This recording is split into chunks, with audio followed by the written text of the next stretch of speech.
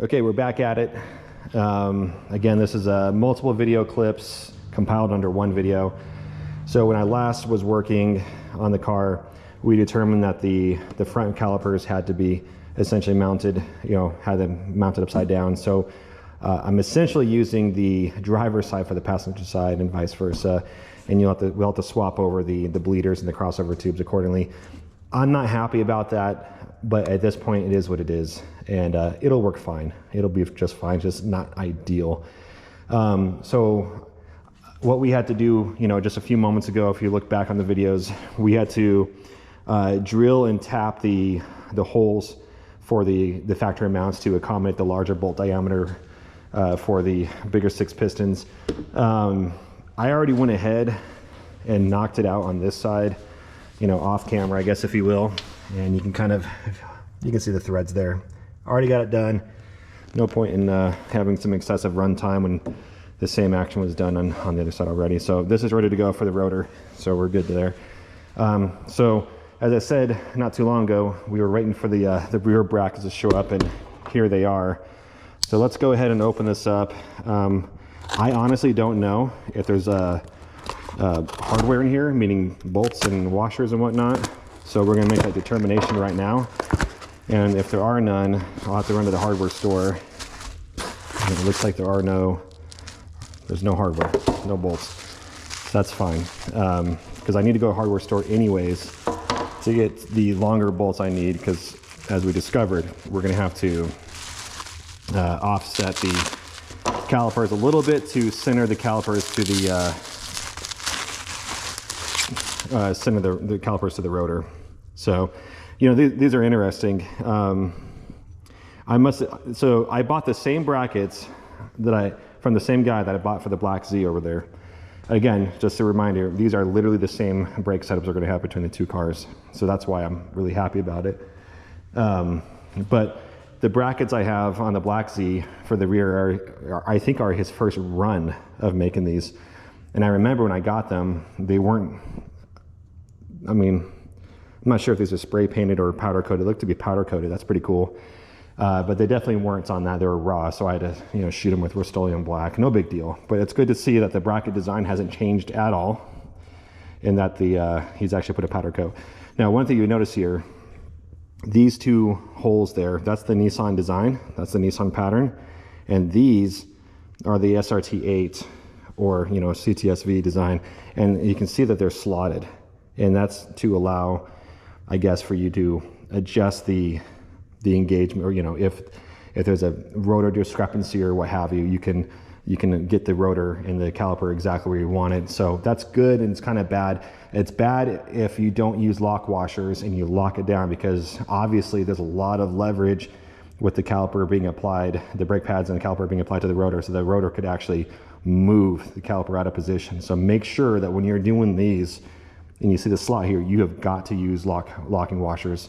Now, on the front calipers, even though they're perfectly, very precisely machined, I'm still gonna get lock washers. Kind of disappointed that there were none to come in this kit. That's one thing I'm gonna pick up at the hardware store here in a moment. But yeah, definitely for the rears, you gotta get lock washers. So what I'm gonna do first is I want to position this to kind of get my brain memory wrapped around how it bolts up, because it's been a while. I did the swap back in 2014, so it's literally been 10 years since having that into the 89.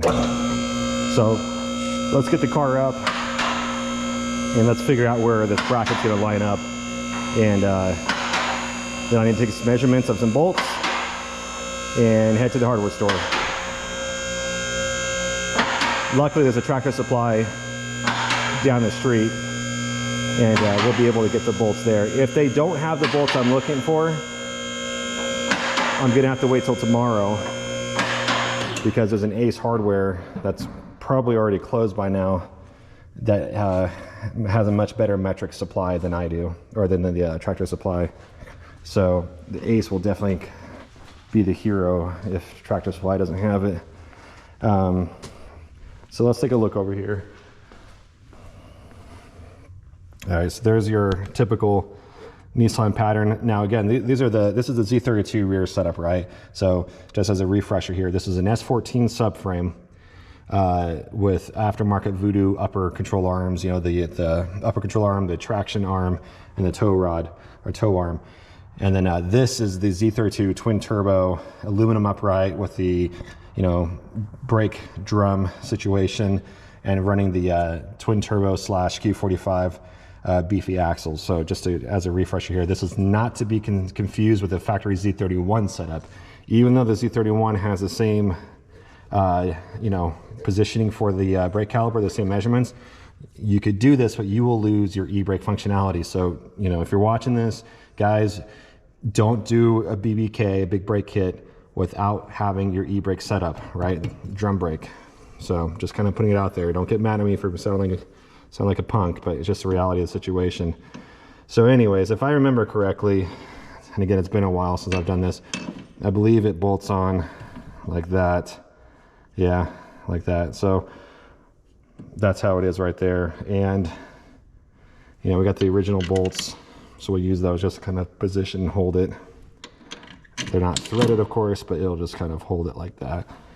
So while that's kind of sitting there rough like that, let's get the rear caliper. And now before I walk it over there, let's go to the Black Z real quick. Let's see, which side did I grab? I grabbed the, yeah, sorry, kind of flipping out here. Let's get the other caliper.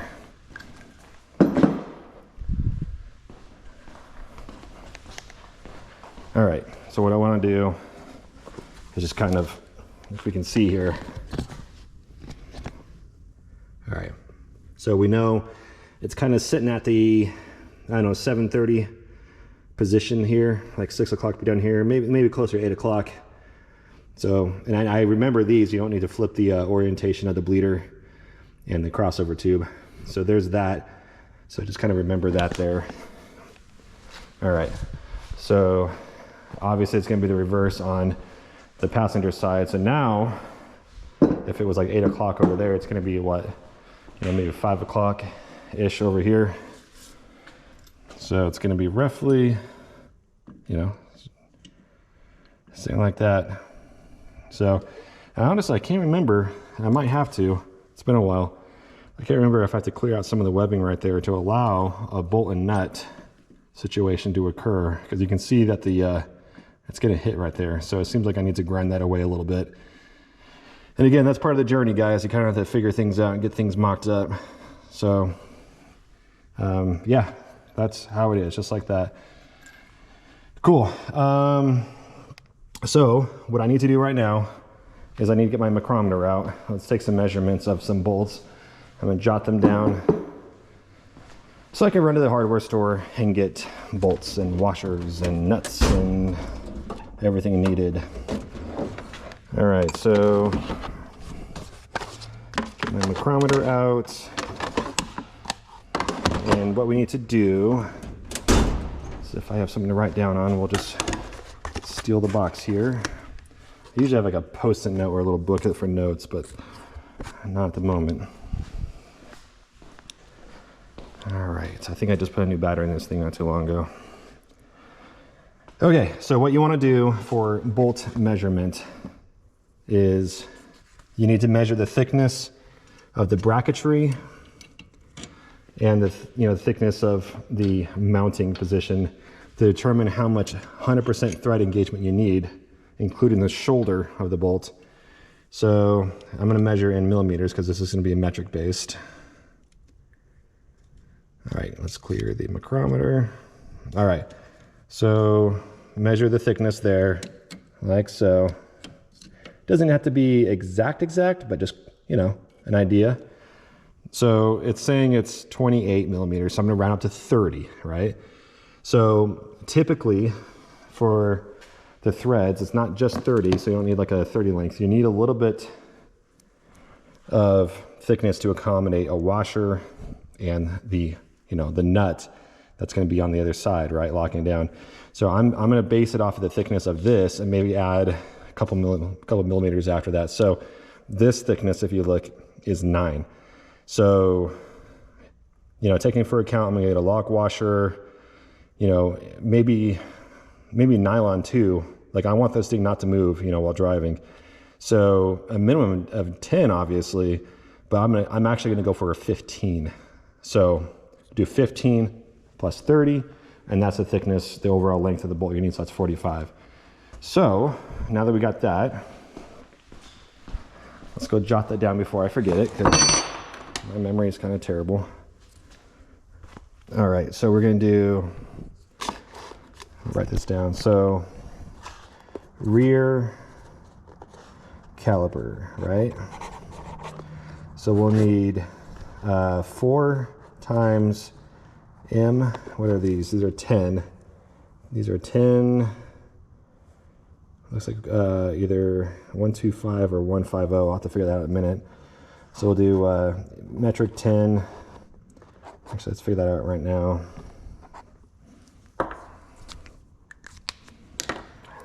I'm gonna guess these are 125. I'm just gonna take a guess. And how I usually do is I just go get a tab and just kind of compare it to give me a full comparison. You can essentially run any pitch if you're just doing a nut and bolt, but I'd like to have it be exactly what it was, you know, from factory.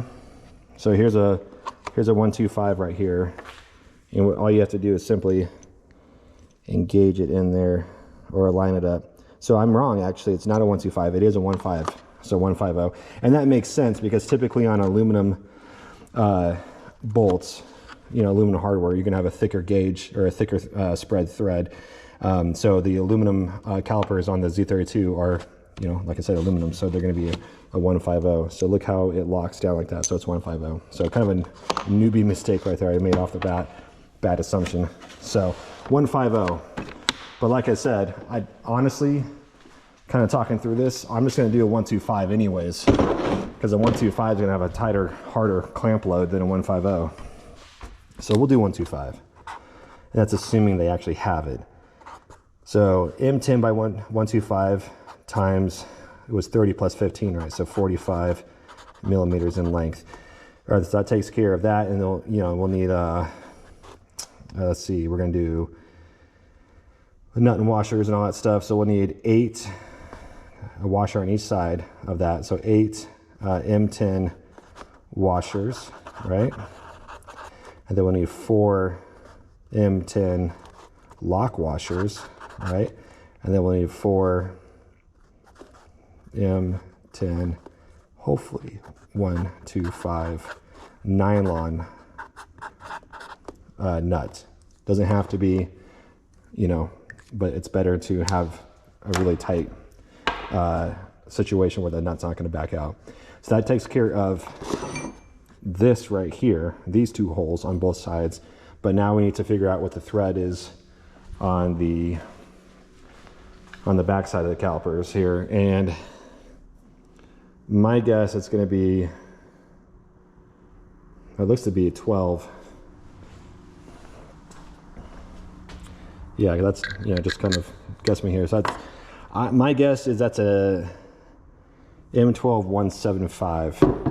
That's concerning me because I don't think Tractor Supply is going to have that. Let me just Google that real quick. Oh, we got our phone up here. Let's see.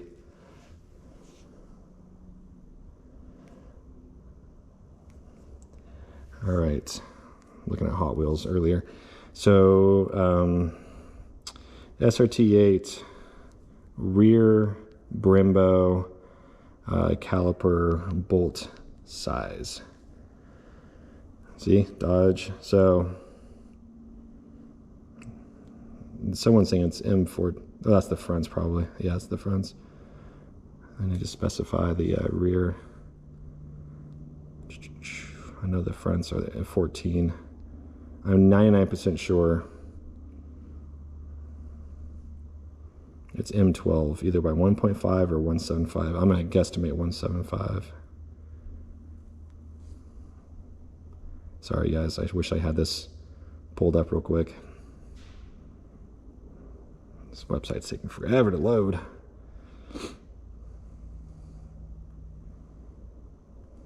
This forum sucks.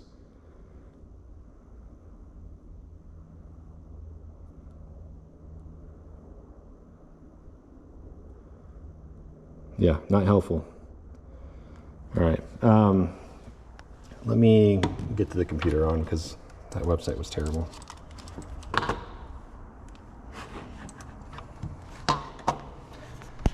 Okay.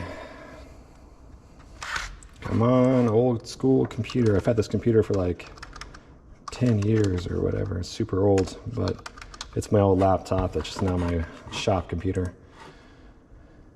All right, so rear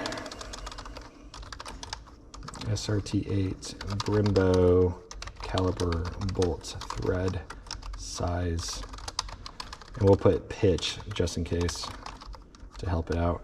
If I see another 14, I'm gonna lose it. M12, I'm gonna guess by 175. Let's see if I get any results for that.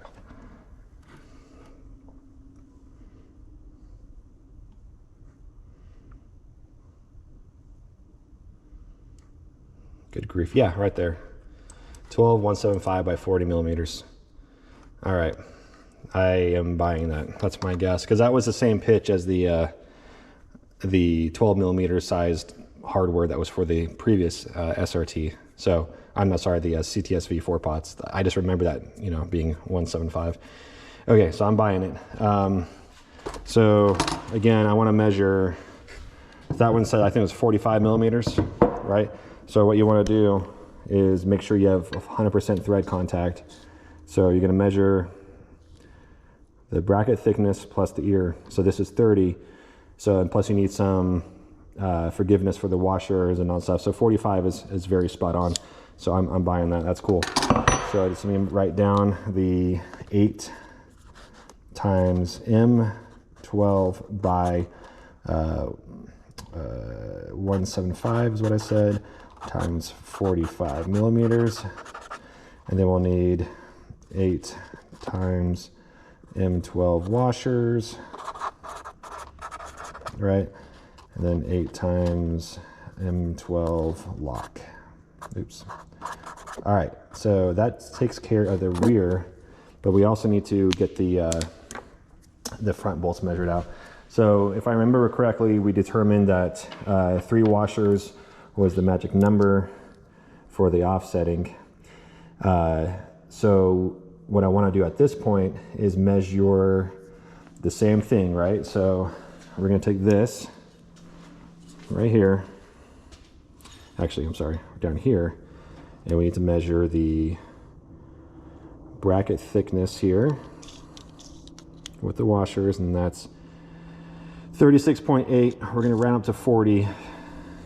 So 40. And then we need to measure the thickness of the bracket or the mount itself. So it is, you know, actually what I'm going to do, that I said it was 36 and this is 22, right? So that's 50. I'm going to put that down real quick. Ouch. I kind of got my finger jammed there. All right, so what was that again? I kind of spaced that. So that was, I just lost the numbers in my head. So we're gonna measure, yeah, 36 plus 23. Yeah, what we're gonna do is round it up to 25 plus 35, and that'll be the answer. That's how we're gonna do that.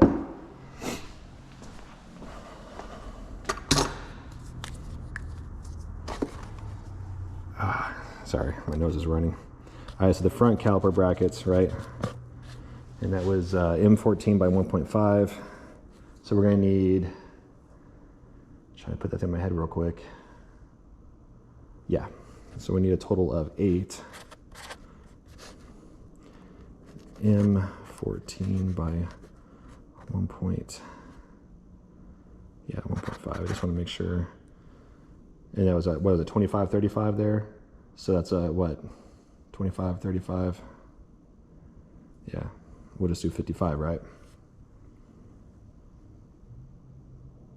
Or is it 60? Actually, no, because I need to account for the, sorry. I need to account for the washer thickness there. So if we grab, this, like pretend this is, sorry, I'm getting ahead of myself here.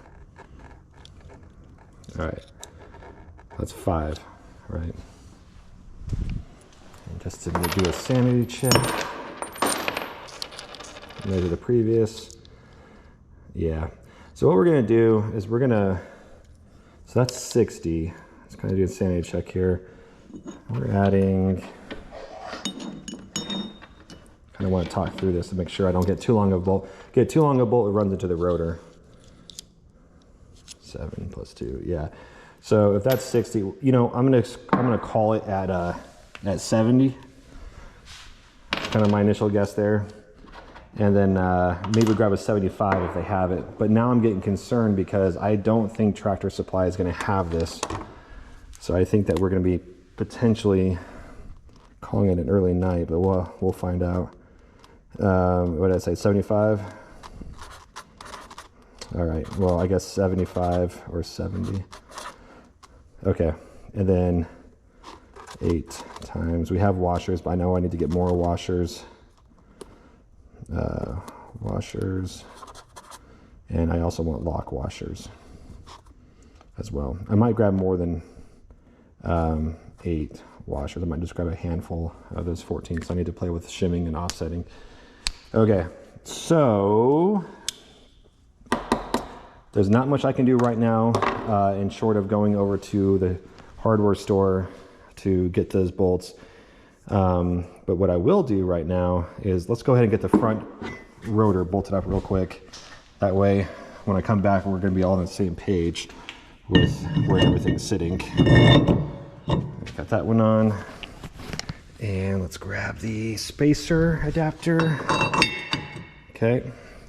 Now, when you put a spacer on, in this case a spacer adapter is what has the additional lugs here. A spacer is typically a slip-on spacer that is slim enough, small enough, thickness or thin enough to where it doesn't jeopardize the lack of threads, because that's one thing you don't want to mess with, guys, is having limited threads for your wheel lugs, because you don't want your wheel falling off because of sheared, you know, threads. So anyways, never ever use a slip-on spacer that's longer than 5 millimeters. That's the only safe length I'll ever recommend, is 5 or under. Don't even ever do 10. That's gambling there. But anyways, when you put these on, these spacers, yes, you need to do the star pattern, but you also need to torque them down to the actual torque of the wheel itself. And I believe Nissan's like 87 or 89. I typically just go straight to 90 just for a little peace of mind. But you can't torque them down unless you have someone pressing the brakes on your, you know, on the caliper while you torque it down. I do have torque bars for my impact. So what I'm gonna do with that, I'll use those for now, just to get to where, you know, they're at a reasonable tightness. I'll probably take them up to like 75 foot-pounds. And then, you know, when I'm ready, I'll, yeah, here it is. When I'm ready, I'll have my wife hold the brakes. And that way I can torque them with an actual torque wrench and make sure they're all the same. All right, so let's see, that's 110, that's 90, 100, 75. So this is 75. You know, I'm just gonna be safe. I'm gonna go to 65 and just do a 65 load across all. Yeah, we'll use my electric, it'll be fine. Typically I use my pneumatic for this, but it's fine. All right, and these are a 19 if I remember correctly. Okay, so let's just zip these on. Now what I'm gonna do is I'm gonna go kind of slow just to cinch it up, and then I'll go with the torque. Turn up my impact. Okay, just kind of get it snug. All right, here we go.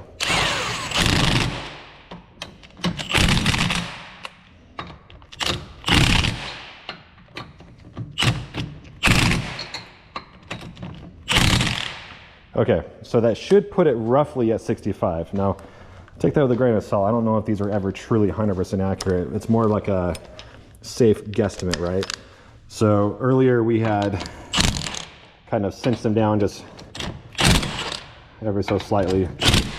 So I'm going to back them off a little bit, and then let's go ahead and put it back on and go from there and get it torqued to where they're all essentially the same. So same as before, get them all.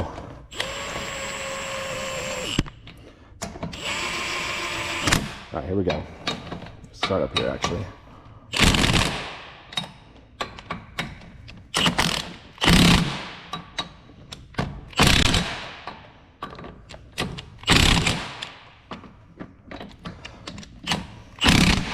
Okay, now again, they should all be roughly at roughly 65, right? Plus or minus or whatever. But now that the rotors are essentially fastened on, we're not going to go ahead, we're not going to proceed with putting on the rears yet. I want to get the bracketry figured out first. We'll put the rotors on. When you put the rotors on, when you have new rotors for the rear, the tolerance, the run out measurement for the inside drum area is always going to be different from whatever rotor you came from. So when I get back here in a minute, if I have what I have or have what I need to pursue, there is a way to reset this and get it readjusted. You can't assume that you can just take it off, put a new one on, and you're good to go. There is a spanner nut down here at the bottom you have to adjust to make sure that these are just a hair's width away from engagement. That's how you know that your brakes are adjusted properly. So we'll do that when we get back. But before we, get happy with bolting on the calipers, that needs to be done first. So let's put the torque bars away, and then I'm going to run to the hardware store, hoping that they have the bolts I need. I'm honestly going to say I doubt it, that we might have to continue this tomorrow, but it's okay if that's the case. But I'm going to go ahead and run off here, and I'll be back in a few, and then we'll continue hopefully tonight. If not, we'll have to wrap this up tomorrow. So I'll be right back. All right, it's the next day. Tractor Supply did not have the bolts we were looking for. Like, they had nothing. Their metric selection kind of sucks. So I had to go to Ace this morning and get bolts. They had everything I needed, which is good. Unfortunately, Ace is kind of expensive when it comes to hardware and bolts. I don't know why. But I also picked up some brake fluid. Some of you might squawk about the Walmart brand, the SuperTech. If you guys ever do some research on the Great Value or SuperTech brands of Walmart, you'll actually discover that it is actually just like rebranded or rebadged actual name brand products. So a good example of that is like Great Value's, Walmart's Great Value ketchup. If you go look on the back side of the bottle, it'll actually say Heinz ketchup right on the back of the bottle. It's hilarious. Same thing with SuperTech. It's usually a name brand oil or petroleum provider. I did look at these to see if there was like an obvious manufacturer here, but I didn't see on the bottle. Sometimes they actually say it on the back, usually with all the disclaimers and whatnot. But research shows that actually it's most likely Pennzoil. So it is what it is. It's all usually one brand. So we got the hardware that we need to move forward. So when I was just talking a few minutes ago on the previous clip, there was the statement that, hey, let's get the bracketry figured out for the rear calipers, and then we'll go from there. So before we actually get everything mocked up, as you can see, I got the rear brackets out of the bags now. I got the hardware figured out. Let's go ahead and get the rotors fitted. And again, I said that before we get the rear rotors, we have to get the rear rotors fitted to the drum brake, the parking brake. Now, as I said a few moments ago, that the pads, the shoes here rather, there's a calibration here via the span nut right there. You see that spanner? So I haven't put this on yet, so we're gonna do it together. You can see that the inside is perfectly clean and new. So when you put this on, a new rotor, whether you're doing a big brake upgrade like this or you're just replacing your factory rotors, always test fit it first. So first impression is that it went on all the way. my immediate thought process is, hey, we need to adjust the spanner to have the shoes be almost kissing the inside of the rotor here. And the reason why you want that is when you pull the e-brake, you want that shoe to be almost in full contact right from the beginning, right from the start. Otherwise, you'll be having to pull the e-brake all the way out just to get to barely kiss. And that's what that hole is right there for. Normally, you have a little rubber like seal, if you will, but I don't need it for this car. But that's exactly what that hole is there for, is for you to get a flat blade screwdriver and go up or down on the spanner to expand or contract. So it's obviously loose enough to have the rotor slide on all the way, but let's see if I can feel any grab. And I kind of did. You can kind of feel it, you can hear it. So I guess I'm not surprised, because those rotors that were on here before were basically brand new, but that's assuming that the variable or the tolerance between you know, the 370Z and 350Z rotors are exactly the same, which, you know, they probably are, but we got some, you know, discrepancies probably with manufacturing, right? So it's just a wild assumption to think that they're all exactly the same from the factory. So what you want to do is when you put it on like this, get it down to where the hole lines up with the spanner, and I can see it, I don't know if you can. And then we'll get the flat blade and you'll tick it up or down. I can't remember which direction goes where. And you want to do it to where the shoes expand to the point of where it catches, and you can't go back and forth, right? You can't do this. And then you want to go one backwards, or, you know, reduce it enough to where it is able to move like that. So that's how you get those positions. So let's go ahead and get that knocked out. And again, you just grab a flat blade screwdriver. So let's get that guy. All right, now again, I figure you guys probably can't see because it's a really small hole. Let me get my flashlight, see if I can show you what it looks like. This is honestly like one of the biggest repeated mistakes I see a lot of guys doing in the Z32 community. So let's see if I can get that light, and I apologize, it's kind of hard with the camera here. All right, you can kind of see it, like, I don't know, can you guys see that? I don't know, for a second I thought you could. Anyway, so what you do, you get it adjusted. I think we go up to tighten it. I can't remember, but we'll just go one way and see if it ever gets tightened. Okay.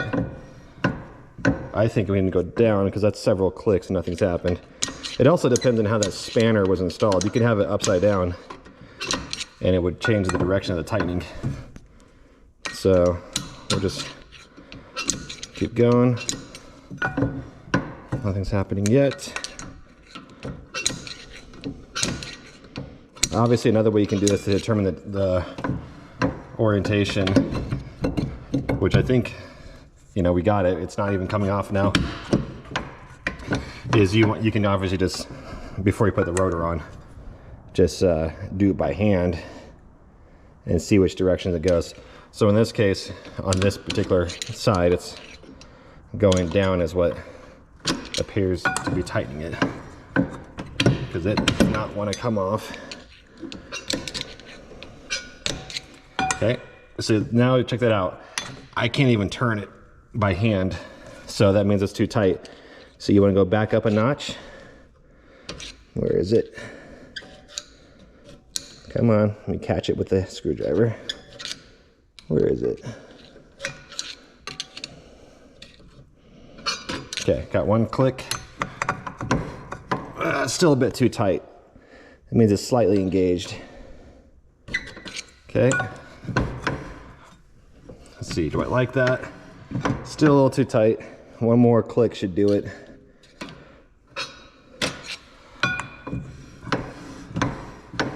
Now I can kind of hear it rubbing a little bit, so we'll do one more. I bet that's gonna be it. Come on, all right. There we go. So I'll be quiet and let you guys listen.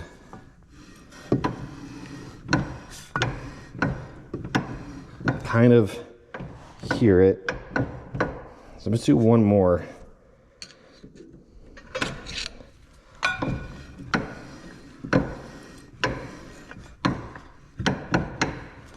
Yeah, it's good.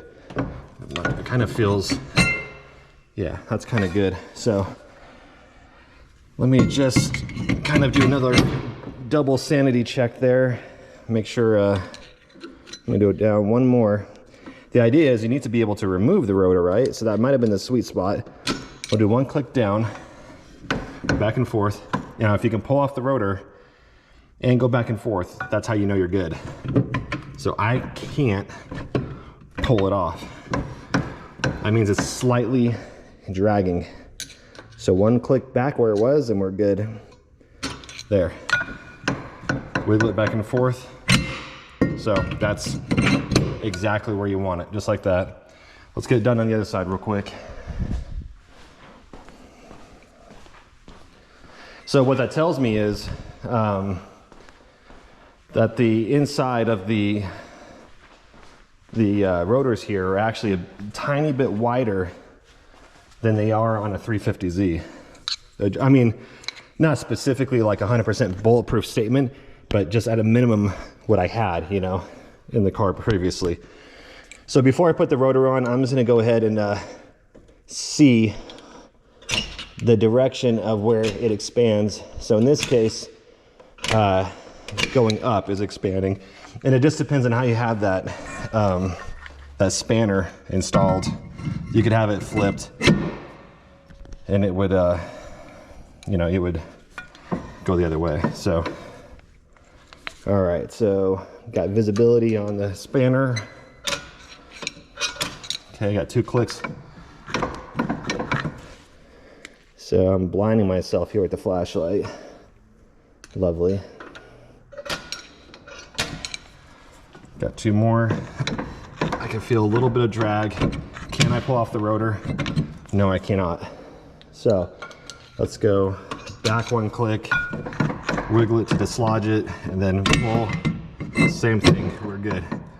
And that's how you correctly get the drum preset for the width of the internal width of the rotor hat there. So that's how you're supposed to do it, guys. Don't you know, skip that step. All right, so we will need to take off the rotors for a quick minute while I put those brackets on. And I did, last night I was reviewing the pictures of the setup on the 89, the black car. And I think I had the mock-up of the brackets wrong. So let me show you how we're supposed to do it. So let's see, here's the bolts. And we need lock washers. And I did get those nylon nuts like I talked about because I did not want any possibility of these coming loose or backing out. All right, so this is good. So like I said, let's pull off the rotor for a final time. It's biting on pretty good, isn't it? Literally just had it off a second ago. All right, so wiggle it like that. Come on, we just had this off. There we go. I might need to double check that and make sure it's good still. All right, so I thought that the bracket had to be on the inside. No, it's supposed to be on the outside like that. The only challenge is you got this brake line. I guess you kind of just have to, the brake cable, sorry, not brake line, but the brake cable. So you'll just have to kind of force your way to get it on like that, and then that's how you get it bolted up. So let's go ahead and get the brackets fed like so. Now they didn't have the 45 millimeter length that I really truly wanted, so I went to the 50 and, you know, a little extra thread going that way. It's not gonna do any harm. If you notice, I have the bolt heads on the inside here for clearance reasons. But that's that. And I know I dropped a nut over there a second ago. I'll have to go pick that up. So, got a washer, lock washer, and the nylon inserted, you know, nut here. I really don't want these to back out. Not ideal, I'll tell you that. All right, let's get that nut I just dropped a second ago. Okay. All right, let me get sockets, wrench, and whatnot. I need to figure out what size this is. So, looks to be 17s. Let's see. 17, 17. I'll just probably use a speed ratchet here. Should be good enough.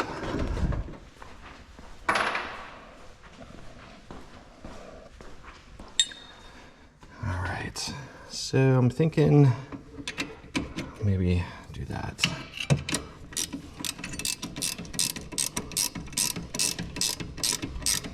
I love speed ratchets. They make life a little easier when you're in tight little spaces like this.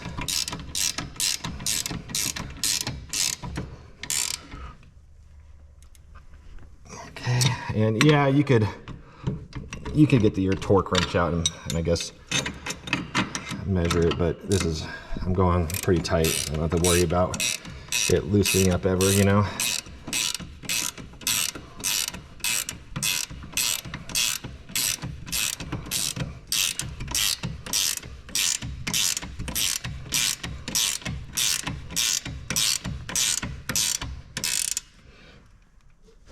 And like I said, I don't think I have to grind the caliper because the kind of got that too tight there. The caliper and how it's mounting here will be positioned such a way that I think, I just can't remember if I had to grind anything. I just don't think so, but we'll figure it out here in a minute. I just, like I said, I don't remember having to do it on the black car for the rears. Definitely the fronts I had to. All right, so that's all tight. We might as well just kind of loosely put the caliper there and see if there's any grinding need. I just honestly can't remember if we had to or not.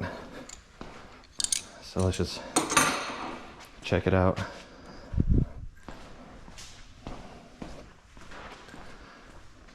So it would be, yeah, it looks like we have to.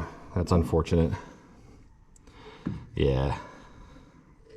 Because it's definitely not like that, as far as I remember. No, actually, sorry, I was wrong.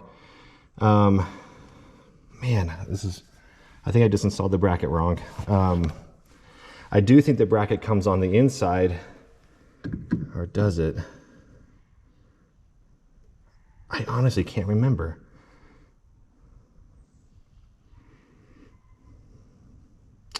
Yeah, this is correct. All right, so you do have to remove material there because you have to have it essentially like that to have the caliper. Because I remember, let me show you what I'm talking about.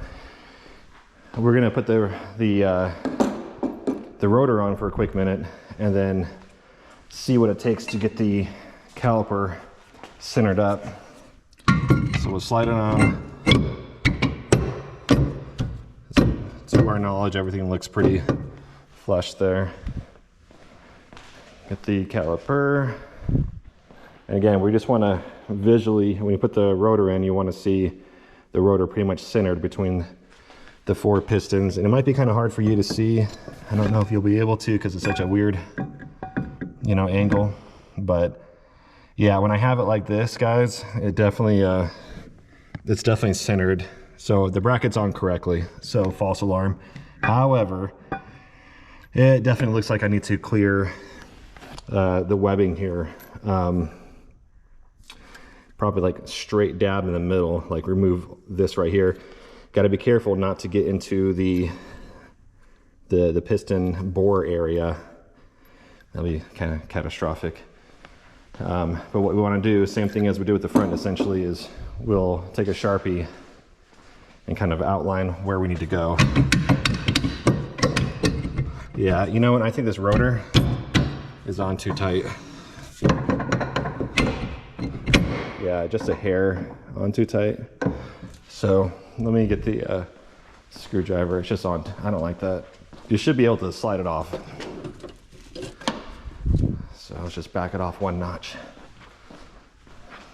And you know, if I don't like the way the brake handle feels, then I can always tighten it up again. All right, so let's get the Sharpie and the caliper.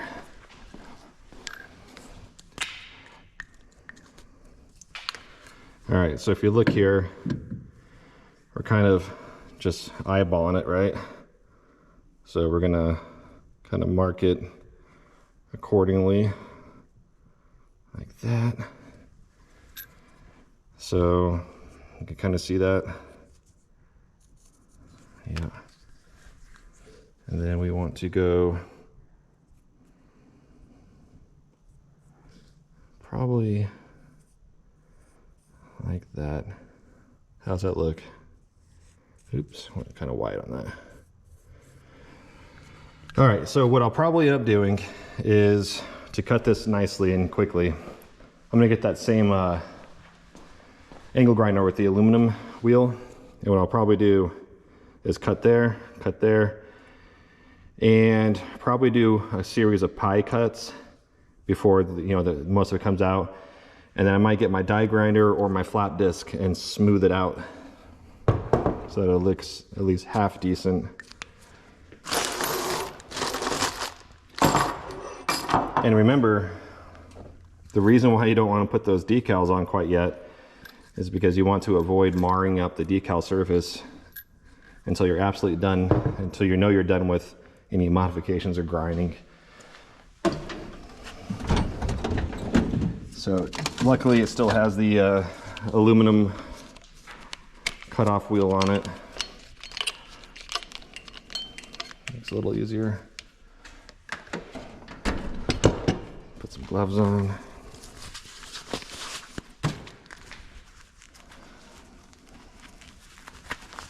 And where are my goggles?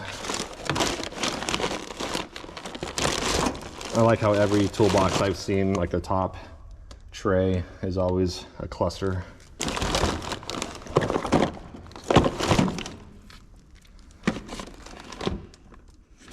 Ah, there they are. Cool. All right. Okay, so we're gonna go ahead and cut it up.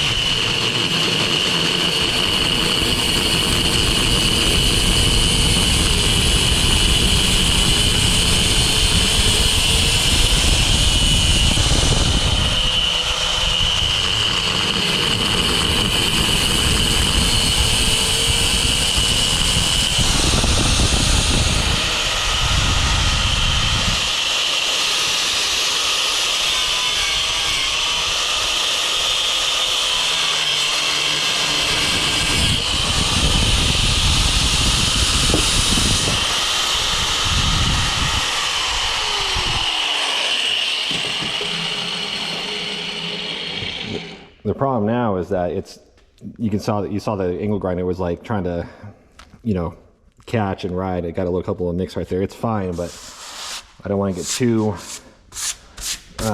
crazy with the cutting there.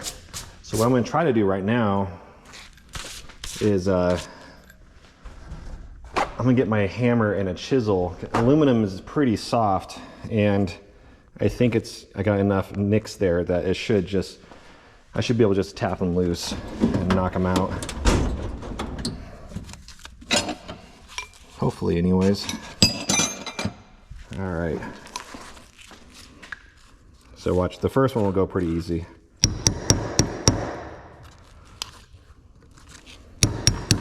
That was the first one.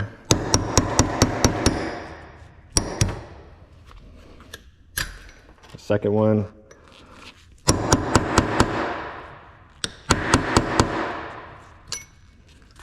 Third one. I don't know about the very last one. But we'll try it.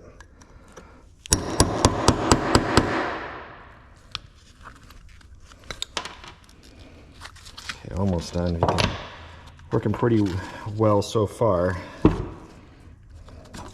try to do it this way now.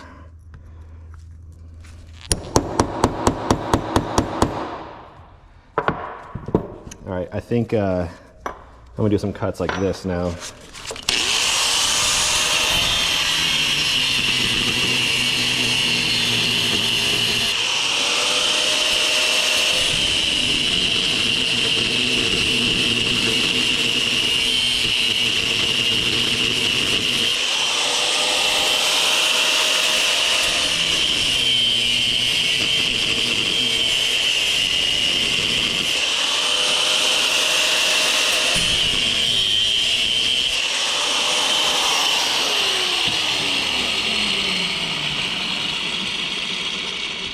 That should do it, guys. Okay, it's that one. Kind of got loose there. Okay. Okay. So you can see with the pie cuts I did, that's kind of like all jagged there. I don't know if I'll get my die grinder or my Dremel bit and clean it out, or just even a flap disc on another angle grinder. But for now, let's go see if we can determine if I need to cut anymore, right? So if you're looking, there we go. Check that out. It's good now. See how that works? So that's basically it. So I'm confident or happy with how, not confident, I guess content with how things are cut there. So now what I want to do is, let me throw this away. I'm trying to avoid scratching the powder coat. So I'll put another, let's save that one for like a wipe or something. So what I want to do now is clean up the cuts there. So here's a flap disc. And before I even plug it in, let's see how effective it is. Yeah, that'll work pretty well. I don't need to get my die grinder or a Dremel with a burr bit on there. Let's just do it with the flap disc. Remember what I've been saying this whole time though? It's all this is part of the journey, like, you know, making stuff work with what you got.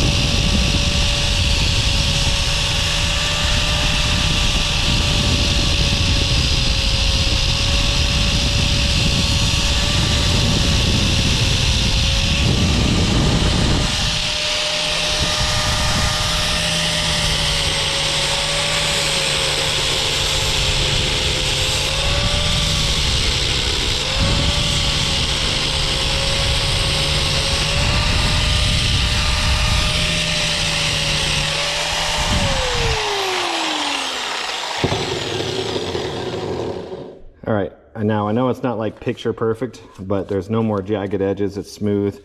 If you saw, I went ahead and kind of, you know, radiused or whatever you want to call it, the sides there, so it won't catch on anything. So let's just go mock it up for a quick second and see if we're happy with that. And again, I believe these to be 12 by 175.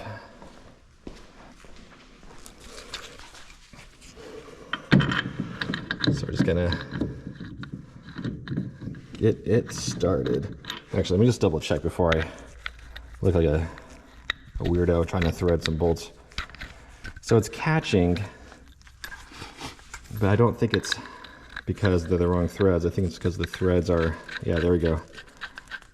So this, the start of the thread right there, because these are remans, kind of got a little janky. So just need to run a bolt through it real quick and it'll clean up the threads. Let's do that real fast. I can't tell off the top of my head. That's probably looks like a 18 or a 19.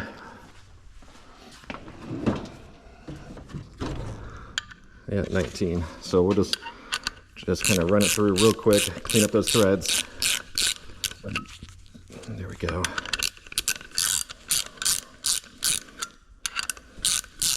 So again, these are M12 by 175.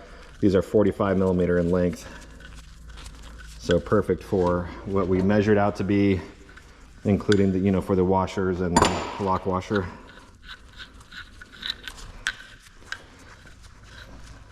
Okay. Actually, let's put the rotor on there, because I want to show you how these came out to be pretty centered.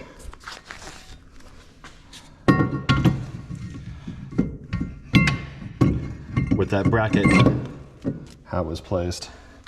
Again, you probably won't be able to see me bolt this up, and that's okay, but you obviously know how to bolt up a caliper. So just bear with the fumbling here for a quick minute.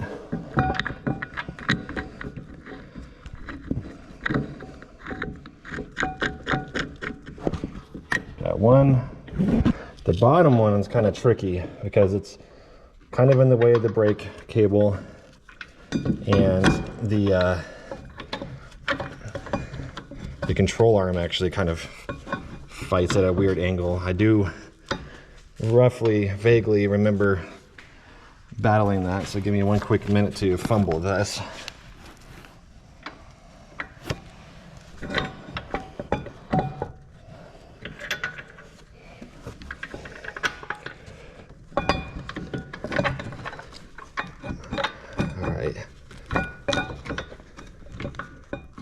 Kind of getting concerned that maybe so what we're gonna have to do, it's not going well because it's hitting the control arm, the bolt. So what we'll have to do is I'll probably have to try and remember how I did this. Let me try it one more time.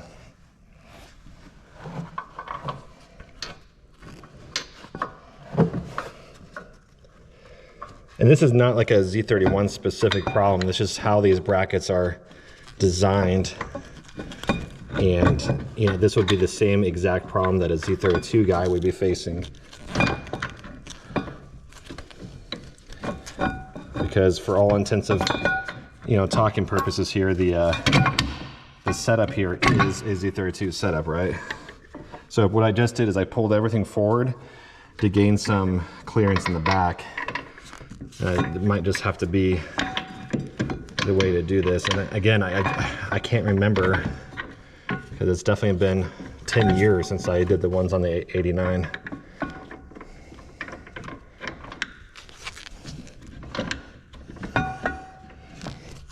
Yeah, it's definitely going better. I can't get the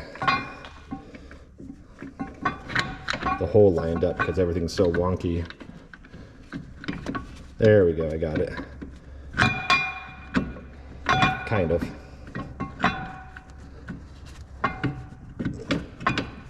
Yeah, it's threaded now. Okay, so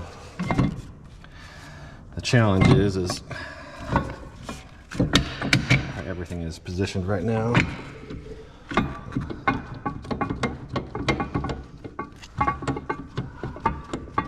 very slowly threading it by hand.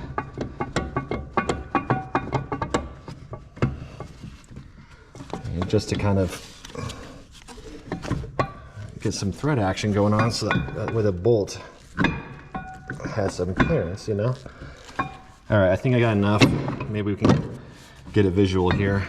Yeah, so you can check that out. I think it's almost, there we go. Check that out. All right, sorry for the hassle there, guys. So now that it's mocked up there, you can see how it's perfectly centered. Maybe if I can get the camera to, oops. I hope you guys can see that. But yeah, it's perfectly centered.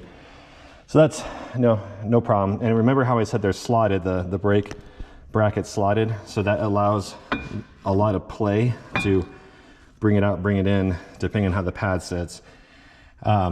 So now what we need to do is we need to get the caliper shaved for the other side. And then I'm going to clean this all up, and we're going to put the stickers on, because now, you know, this one's technically done with the, you know, notable, you know, clean that needs to be done. And one thing I forgot to do, and I'm kind of a knucklehead, I forgot to order the caps there for the bleeders. So I might run to AutoZone if they have any. I'm sure they do.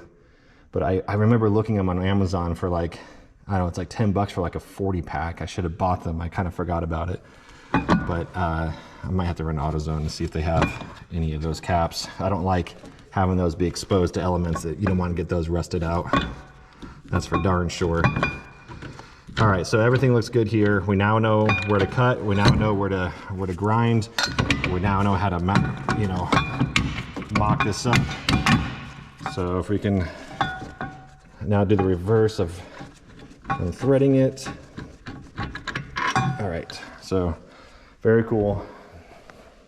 We can just leave the rotor hanging out over there.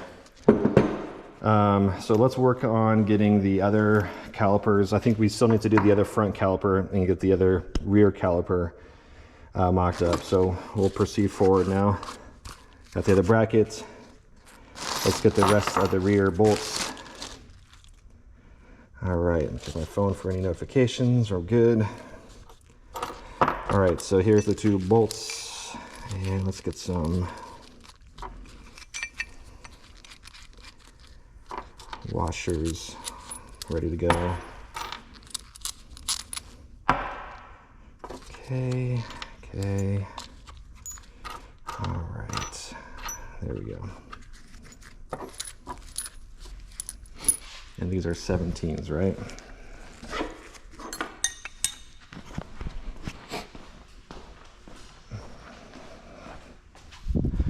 Let me just push this on a little bit. I don't want that falling off while we're working on the other side. Okay, so we're going to temporarily just take this off. We'll just set it down here. Cool. So, bracket goes like this. Sorry for the dim lighting on the side of the wall over here. Okay.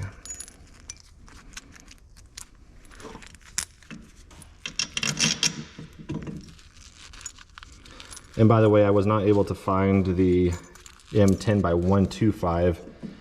They only had the M10 by 150, which is fine. It'll be more than enough. Usually the tighter the threads, like the finer the threads, will be the tighter the clamp load. But obviously the factory bolts for the calipers were a 150 as well, so they're fine. Okay. So we got those.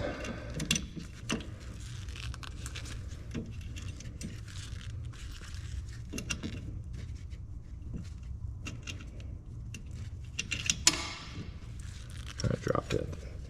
Landed on the control arm. All right. There it is.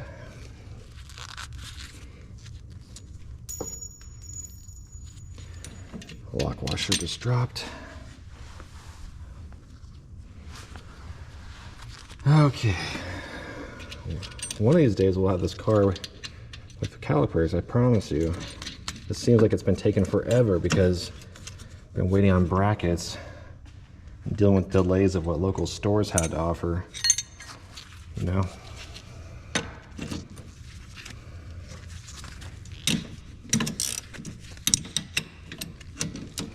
Here we go, let's cinch it up.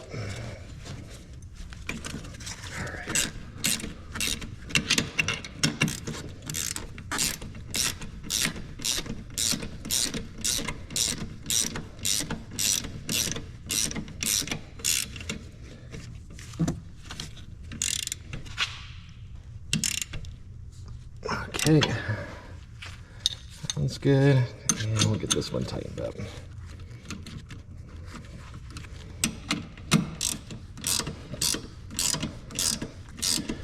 And then we'll need to mark the location of where to cut and grind.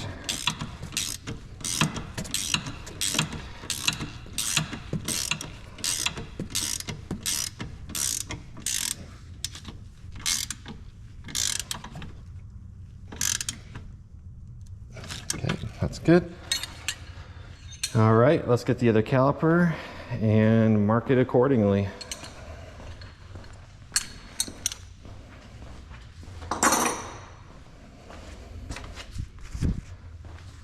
Okay.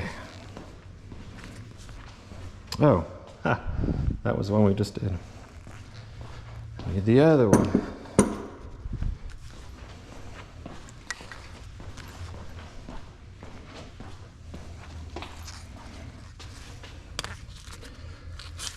So same thing as before, get it lined up, right?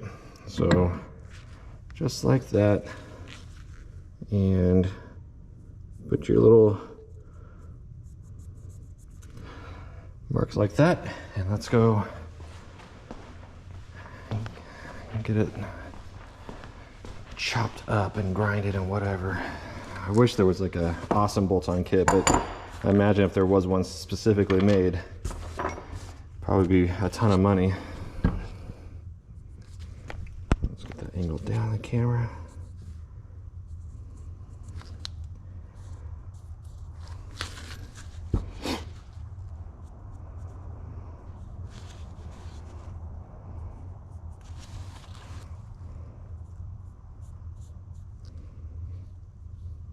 Okay, that looks pretty good. Sorry, apparently got a runny nose. It's just cold out here in the shop. Okay, so let's use the cutting grinder first. I'll just leave the other one plugged in. Okay.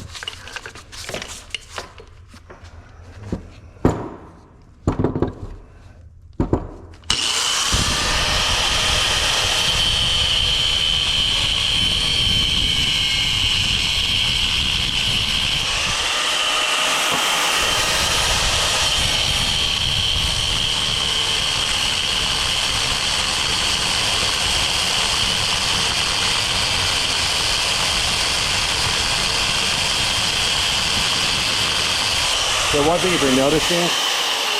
you're noticing, I'm not pushing hard.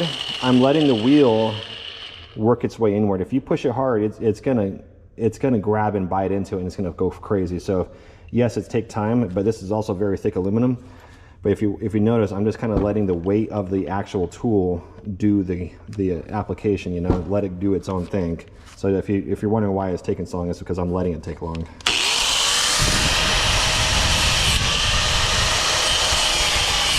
See what I mean?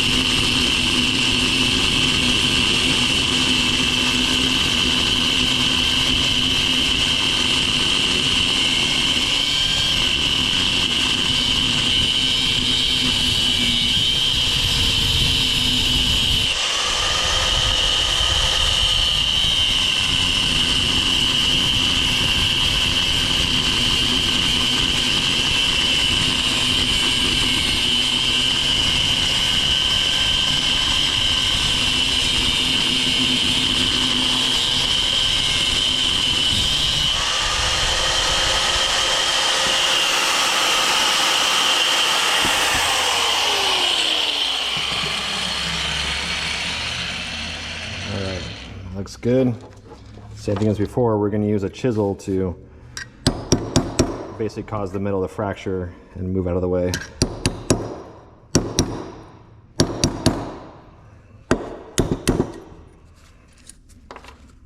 So far, so good.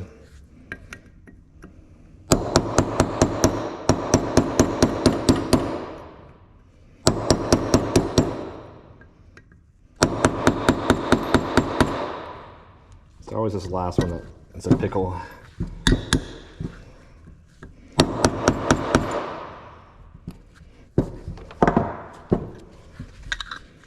Yeah, I just might need to cut more into that. Let's go ahead and finish getting those rest out.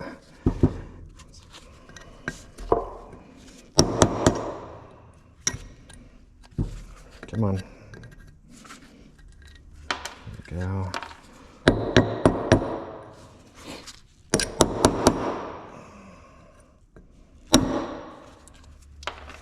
Okay. Let's just get that last one a little more cut to where it has a weak base to it.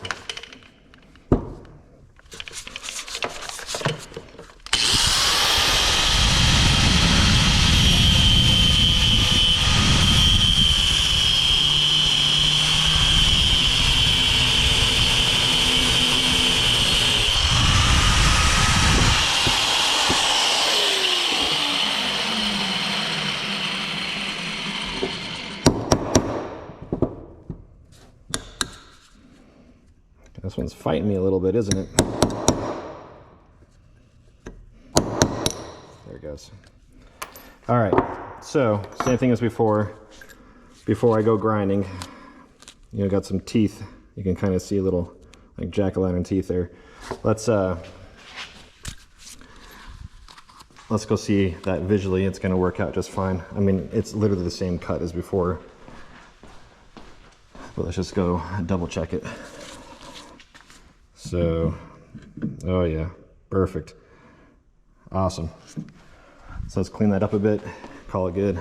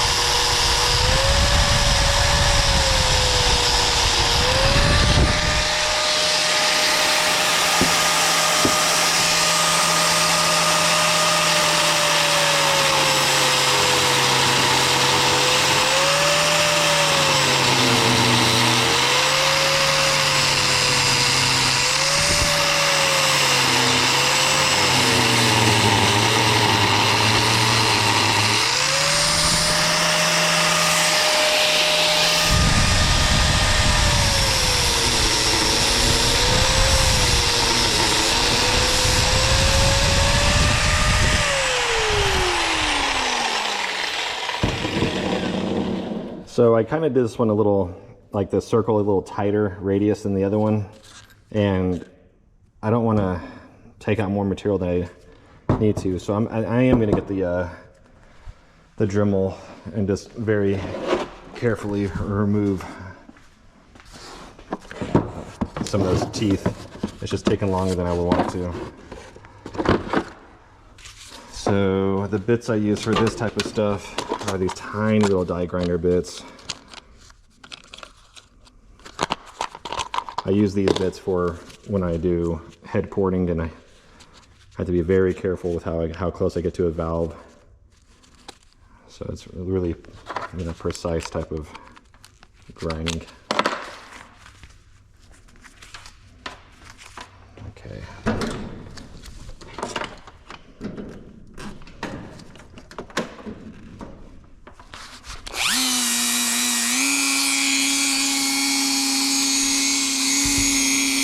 Hopefully you can see.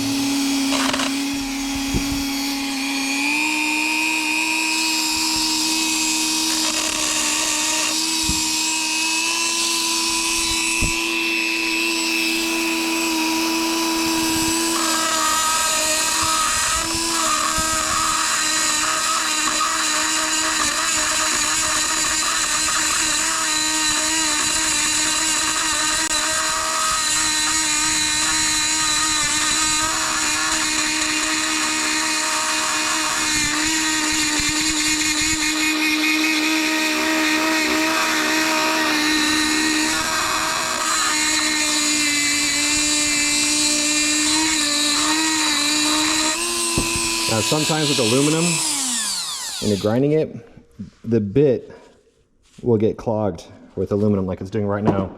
So how to get past that is you just simply use WD-40 as a lubricant and it'll stop it from collecting. So watch this.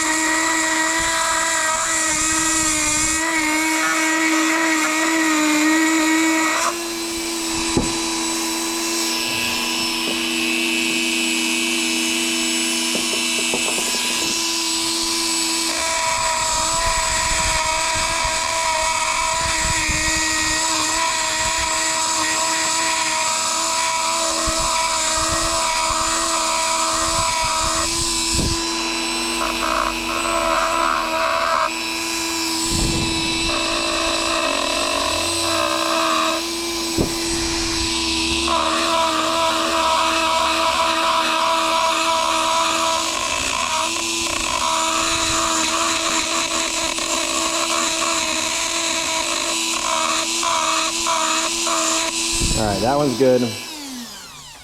And we'll blow it out in a second. But since I did that with this one, I'm gonna go ahead and clean this one up too, because it's not as pretty as the other one. And you can tell that this is kind of a different cut pattern, but it'll still be all right.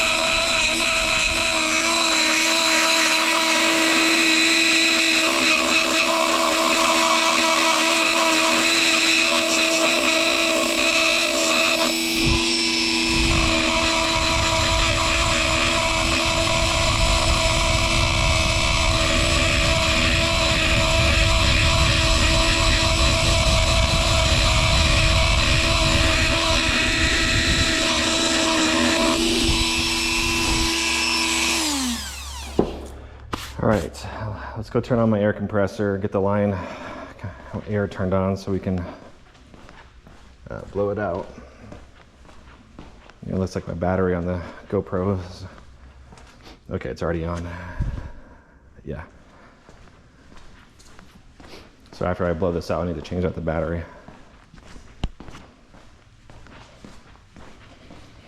All right, let's get this guy first.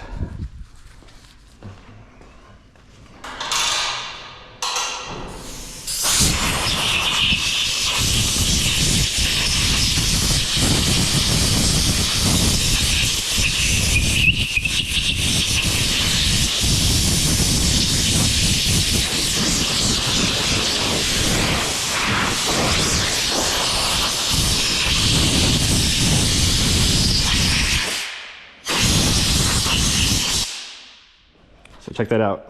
Actually, it looks kind of half decent there. Let's get the other one.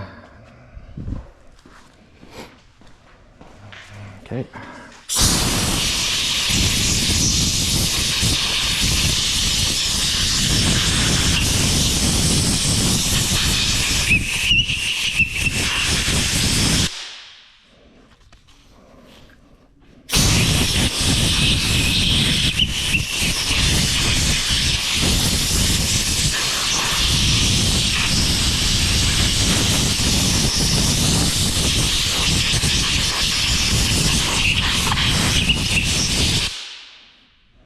All right, so now these are, you know, both ready for the decals and whatnot. So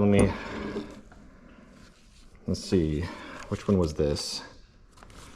So I believe this is our guy that's ready to go over here, right? Because it's upside down. I haven't switched the lines yet, so this one's done.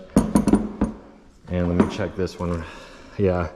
So this is the one that we'll have to end up doing 2 cuts overall because of how the instructions were poorly written.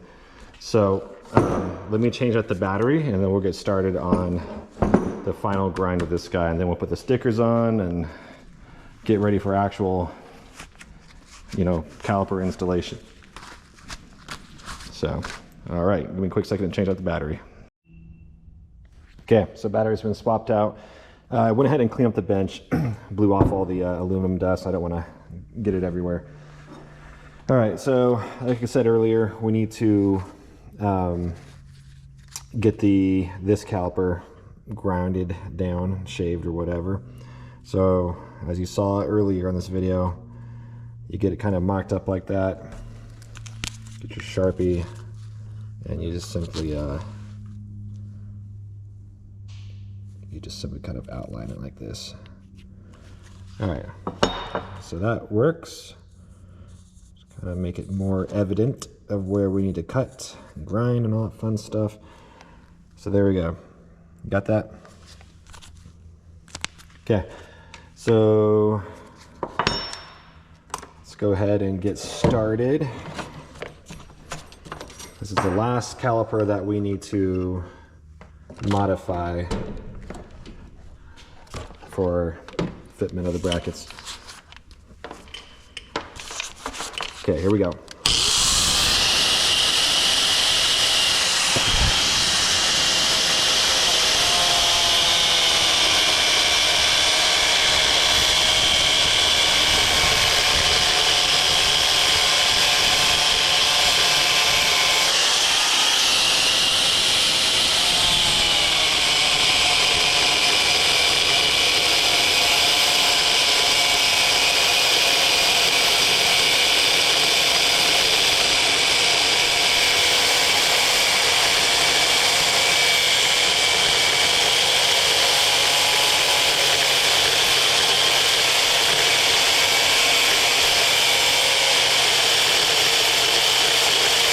Almost there.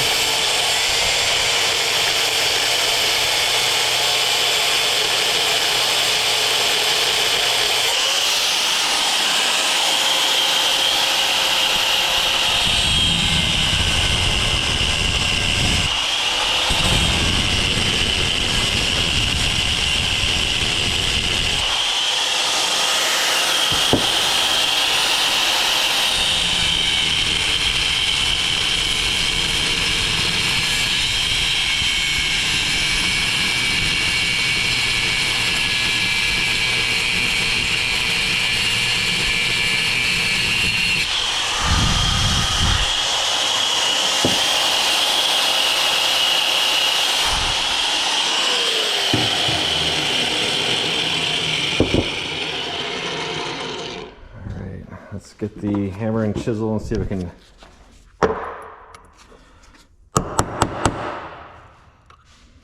get it to break off.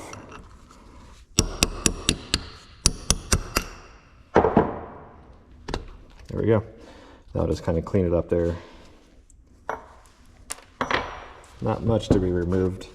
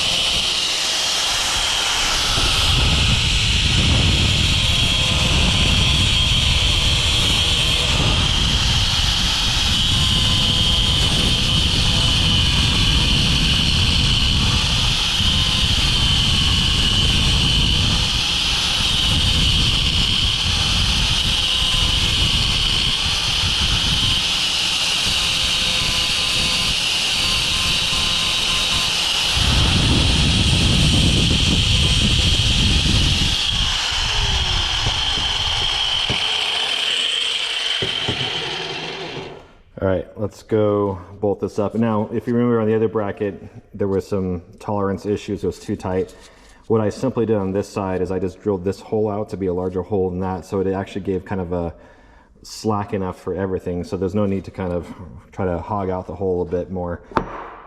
So anyway, just letting you know what I did. So when I was at Ace today and I got more bolts here, let's kind of push these aside for the rear calipers. Remember how I said we need to get longer bolts for the front brackets? Well, I also went ahead and got longer bolts for the shorter guy because on this particular one, I noticed on the other bracket that this was not like fully engaged as far as threads. Like there was more threads than there was bolts. So let's just make sure I'm not a liar and you can see what I'm talking about here.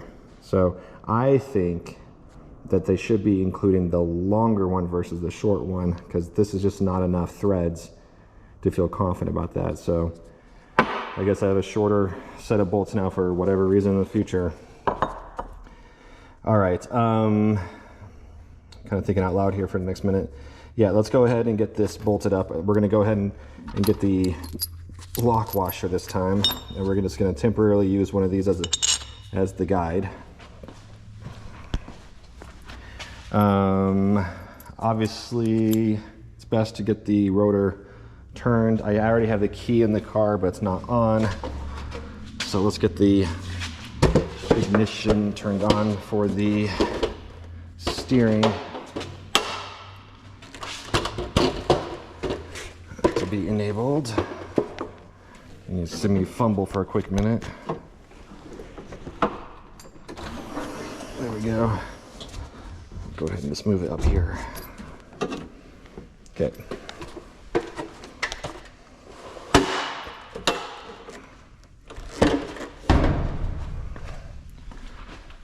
All right. Yeah, there we go. It's actually a pretty good shot there. Okay. So we'll get that mocked up there, like so. And we'll get this guy threaded. Okay.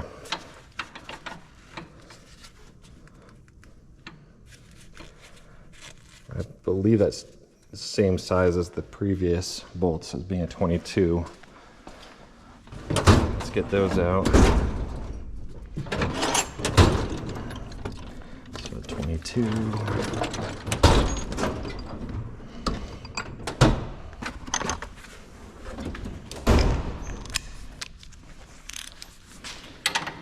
Yeah, they're the same. Okay, so we're gonna bolt this guy down. Okay, so washer, lock washer, bolt, and I can feel ever so slightly the end of the bolt. It's like half a millimeter away from coming out of the holes. That's perfect.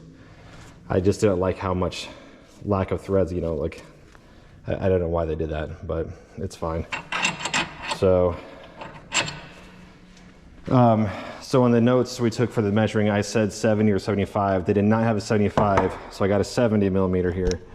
I'm really hoping that the 70s will work out. But before I go ahead and bolt them down, let's get it mocked up and make sure that it's gonna be fine.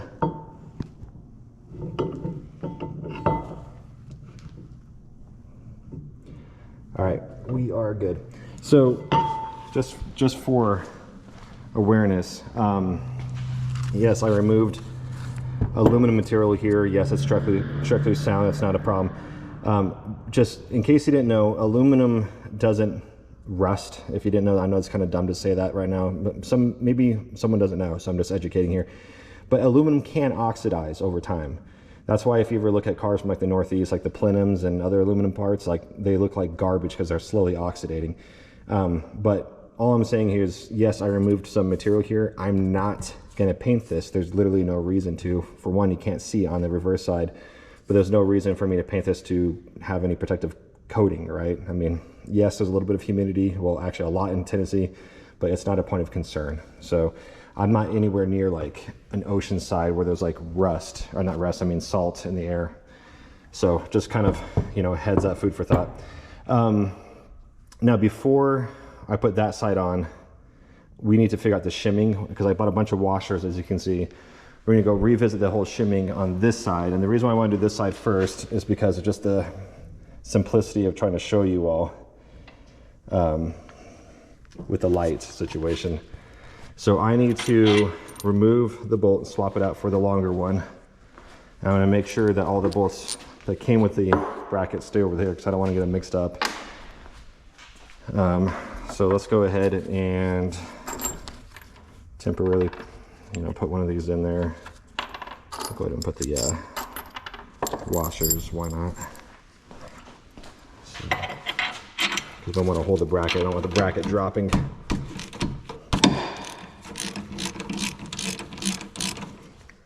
right.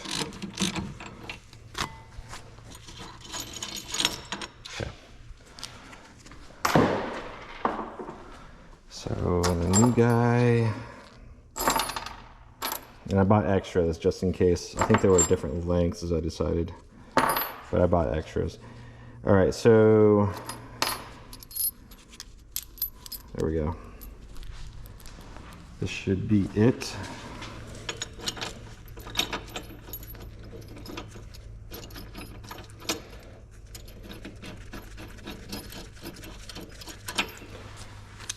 Okay.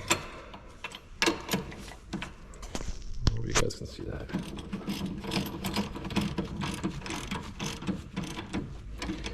And again, you'll find that in factory hardware for brakes, meaning factory bolts for most calipers in hardware, they're going to use a lock washer. Like, it's very concerning that they did not include lock washers in this kit. That's a bolt that you do not want backing out at all. So just really food for thought. Kind of at a loss of words for why they didn't include that. So we never really quite got the, man, that's like perfect. So I think we said 3, right? It was going to be, because man, that brings it like perfectly flush pretty much. So we'll do 3 down here and 2 up there. I can't remember the number is. It's been a couple days since that last part of the clip. So 3 washers for the base, and then 2 up top, and I think that's all we need. So let's get the lock washers configuration set up here.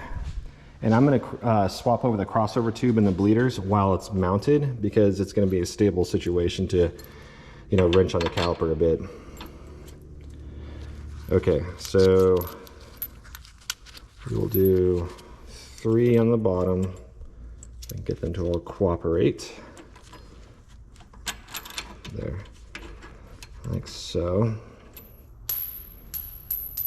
When I say cooperate, I mean cooperate, guys. Come on.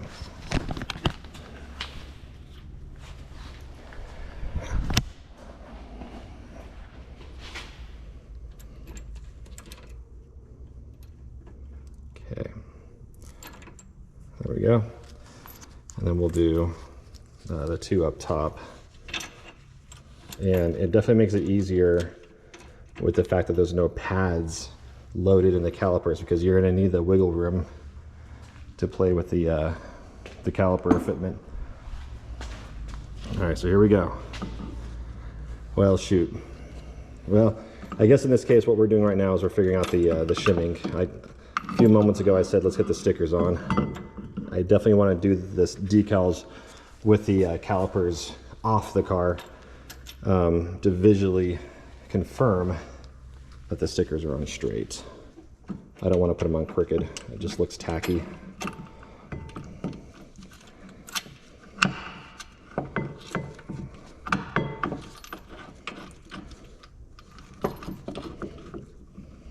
Okay. And so again, what I'm doing right now is we're just figuring out the the offsetting for the caliper to make sure it's centered.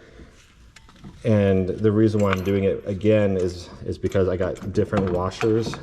I don't know if they're the same thickness. Yes, I could have measured it, but honestly, I just can't remember the number that we counted last time. So let's just keep trying until we get this. Oh, happy days.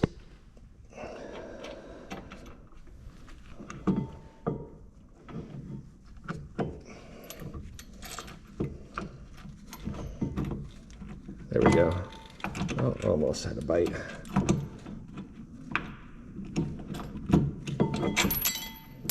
Good grief, good grief. I'll get it.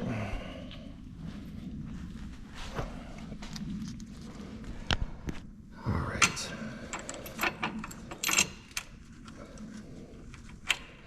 Luckily, this is like a one and done situation pretty much. You know, you don't need to remove these calipers unless you're changing out, I don't know, bearings on the hubs, or you're replacing the rotor.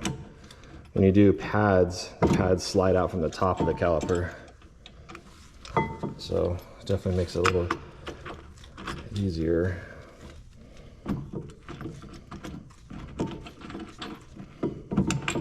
Come on. Why isn't it biting?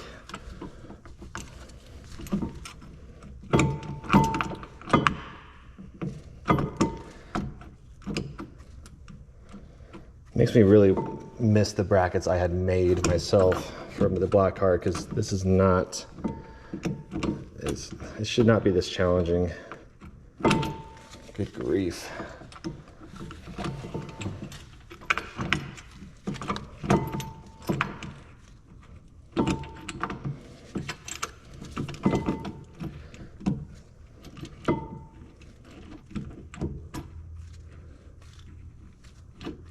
It's like the moment I think I got it threaded, it's, you know, it doesn't really thread.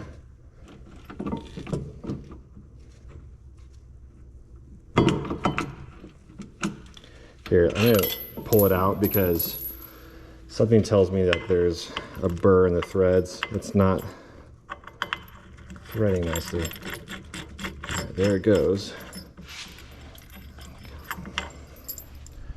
So it's fine, I just don't know why it's not going the way I want it to.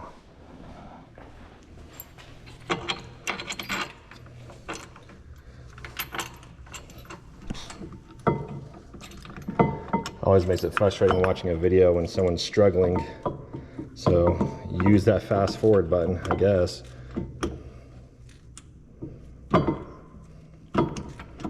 Oh, I remember why now. That's a little frustrating.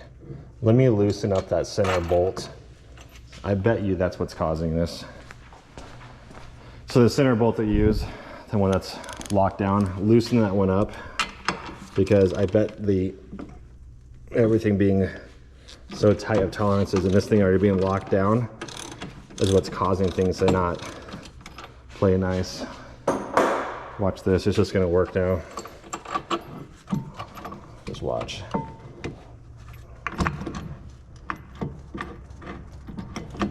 Yeah, see, now it's working. So, a little tip there, I guess. Don't tighten everything down until you're ready to.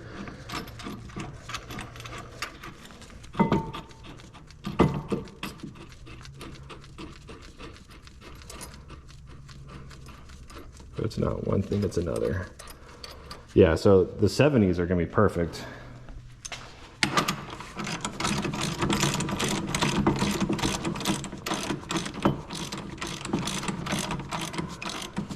Yeah, don't do the 75. 70s are perfect. If anything, you could probably get it done at 65, actually. 65 would have been perfect. There's a little bit of poke coming out of the caliper, you know, mount ears, but it's perfectly fine.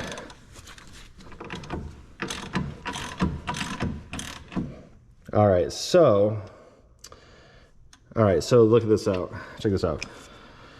We need more spacers. Again, it's because I couldn't remember the rotor is, you know, hitting up here and down there. So it looks like we just need one more washer on the bottom. These washers are definitely thinner than the other ones. So put one more washer on both sides and it'll be seemingly perfect. Yeah, very good. I might, like, actually there's a tiny little, there's this tiny difference of gap. It looks like the bottom is a bit more open than the top. So what I'll do is I'll get an aluminum crush washer from my crush washer bucket, which is so thin, and I think the thickness will make all the difference to make it straight up and down. But otherwise, that's pretty good. So now I'm going to revert my statement saying that 65s were good, perfect. No, I'm sticking with my 70s here. So I still need to do one more washer. 70s are the magic numbers. So again, it's a M14 by 2.0 by 70 millimeters. That's what you need to run these calipers on a Z31 and have the caliper to rotor perfectly centered. If you don't check this kind of stuff when you're working on the car or on anything that you're doing, whether it's a brake job like this or, you know, even changing oil, you got to be slow when you're working on stuff because you just don't want to miss fine details that could eventually lead to problems. You know, like if this caliper, being aluminum, wasn't perfectly centered to the best of my ability, eventually, you know, there's a high chance that there could be a fracture that could cause the caliper to crack, you know, and split or whatever. So, you know, this is why some of this stuff is kind of dangerous, you know, but just got to be slow and methodical. Like I said, don't take things for granted. So what I'm suggesting here at this point is grabbing a 14 millimeter M14 crush washer. Looks like I got two different sizes, and a 20 millimeter width and 18 millimeter width. I don't think it really matters in this circumstance. I'm going to do the wider one.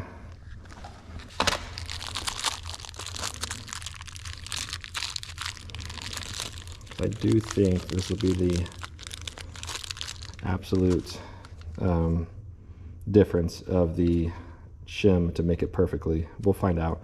This is aluminum. This is probably going to get squished a little bit, which is perfect. All right, so we need two more washers, and I think we got it. Hopefully I bought enough of those washers to make it work out. All right, so we're adding one more on the bottom, like so. And we're adding one more on the top, and we're putting that tiny little aluminum one from the crush to make the thickness, the thinnest hair difference on the offsetting. Hopefully it lines up perfectly now.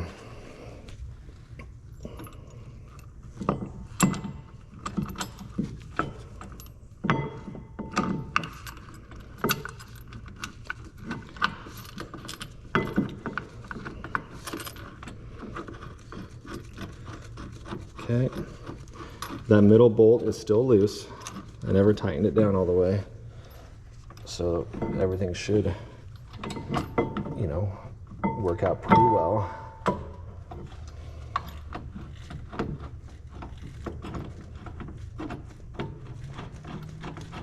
Yeah, first try that time. So definitely have the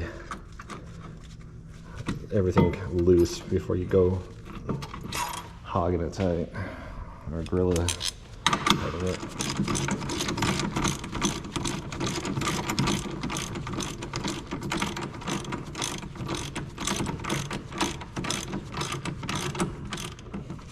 Okay, and let's get the top one. Okay, now we're going to do a quick sanity check here.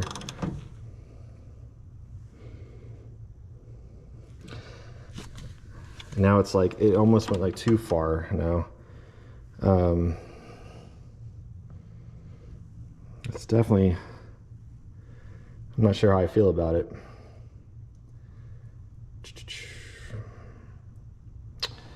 I don't know, guys. I think what I'm going to do is I'm going to pull out those last sets of washers. I just can't find, I don't know, I'm not finding a happy medium here. Kind of difficult to say. So what I think I'll do actually is use the aluminum crush washer and just be happy or content with that, because I just can't find a happy medium. And after that, we'll go ahead and put the decals on, the high temp vinyl Brembo decals. You can buy those decals, by the way, off of Amazon or eBay. I bought these last ones off of Amazon, and while they got here just fine, annoyingly, I kept getting notifications from Amazon saying that they were never delivered, never delivered, never delivered, because the seller never provided a tracking number. He just put it in an envelope, which is fine, they're flat, and they got here within a couple days, but Amazon never got their tracking confirmation. So I was getting notifications every day until I think it was just the other day that they said, you probably got them by now. It was like, yeah, I did.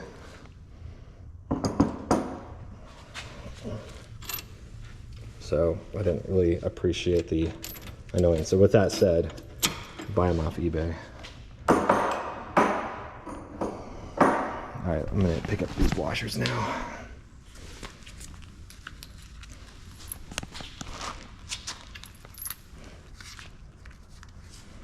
Yeah, I think what I'll end up doing, guys, is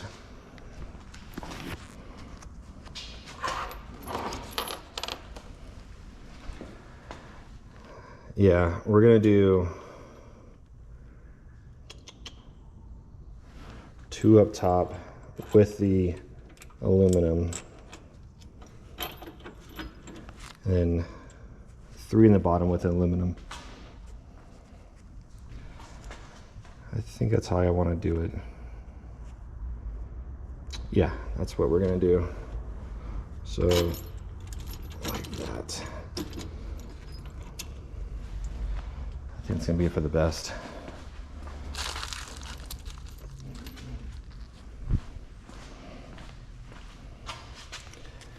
So I think at that point it'll be perfect. Hopefully this is the last run of doing this, you know.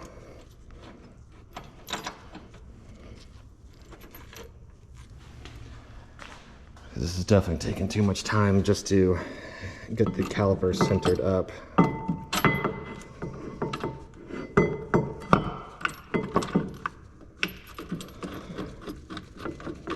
Okay.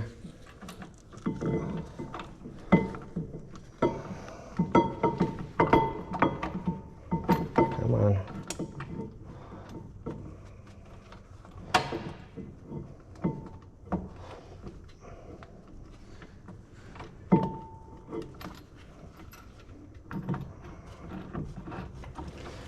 All right. Got them threaded.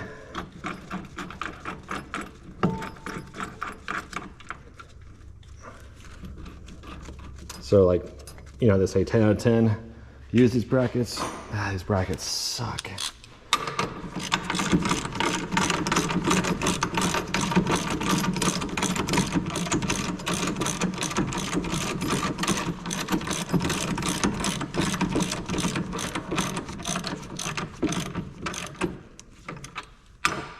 I'm hoping that this is the magic combination. Yeah, that looks really good, actually.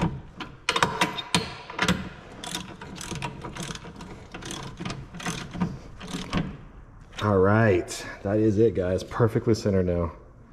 Finally. So just to confirm, perfectly centered up there. Perfect. Yeah, I'm digging it. All right, so now that we got that figured out, it's gonna be much easier to replicate that measurement on the other side. I'm gonna go ahead and lock down the center. Well, no, I'm gonna loosen the center.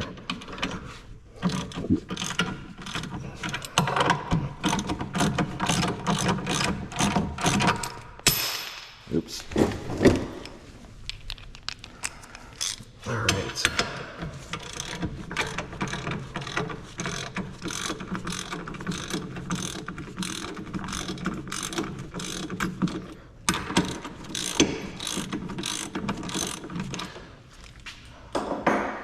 Now we're at decal time.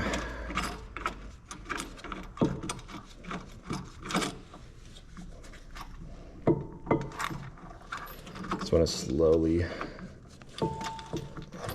back out these bolts. Okay. Make sure I didn't lose the aluminum one. Got it.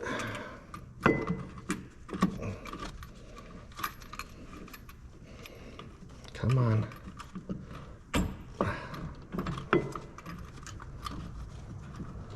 This is fighting me a little bit.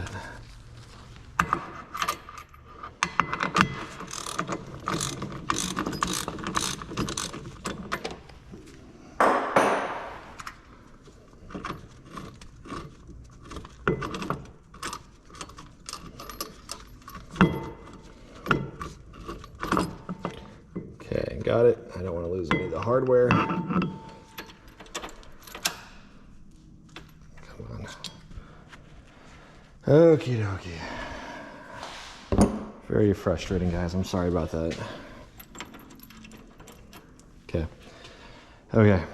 So, with the decals, it does come with this like tiny little thin padding or alcohol pad. I'm just going to throw that away. It's just laughable.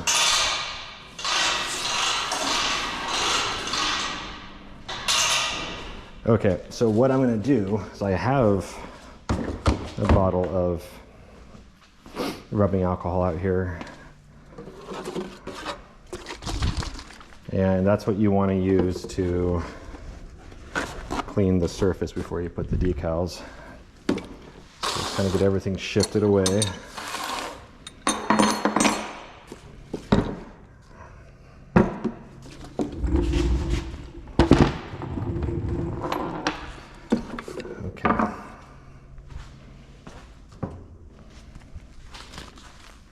So I think we'll do the big ones first, and then we'll move on to the small ones. So you can see right here, because of all the previous, I'm not sure if you can, there's a bit of, film on there, or not film, but aluminum dust. Just wipe it down real quick, and then you want to get your paper towel.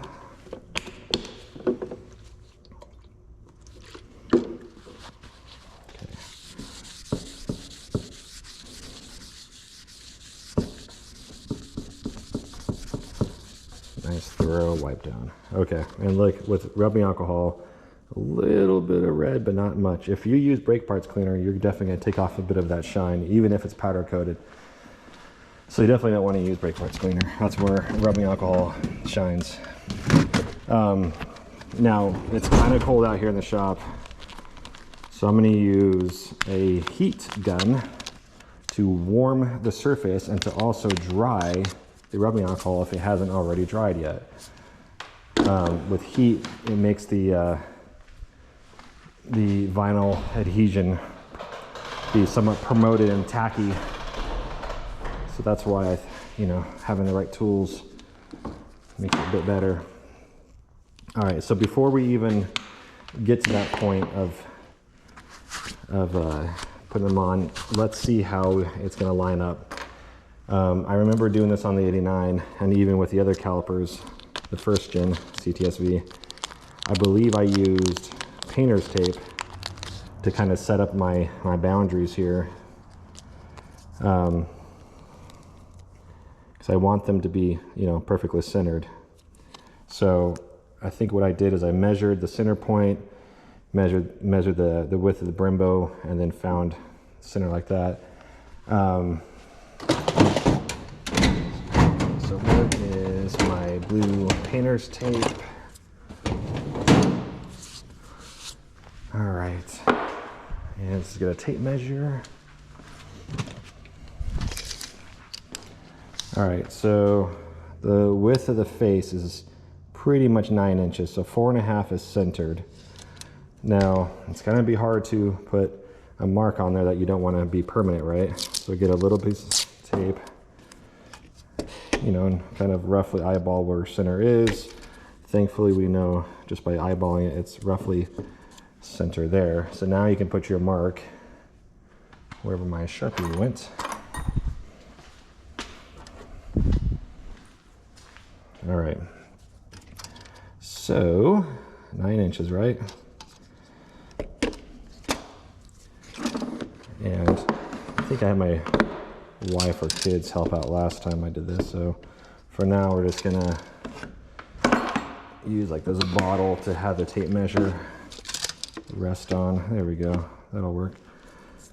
So let's see, coming up, and I'm just kind of eyeballing this.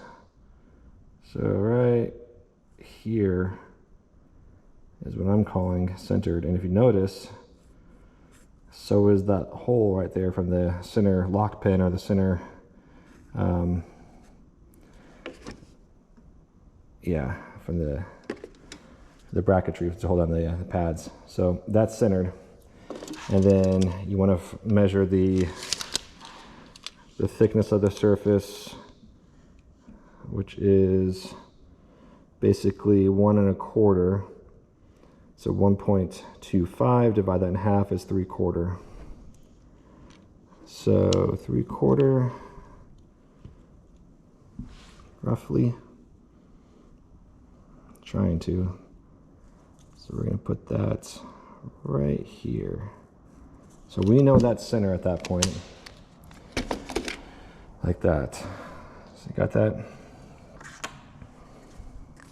All right, so now we know I need to measure the length of the decal is 4 3/8, but I can't be guaranteed that the lettering is not that. It's actually the lettering overall, sorry. The lettering is basically between 4 1/4 and 4 3/8, right? So half is roughly, you know, 2 1/8, right? Roughly. So let's get tape, 2 pieces of tape. All right, so what we do is roughly, I'm gonna use the micrometer actually on this one.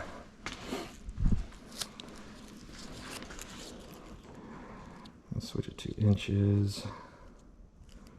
So 2 points.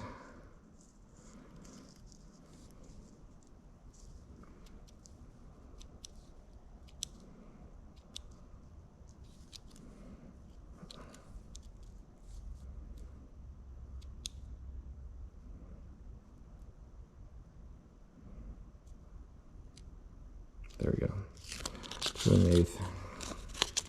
Now what I'm gonna do is I'm gonna hold it like this, and then I'm gonna get this piece of tape, edge of it, to the 2 1/8 right there, roughly.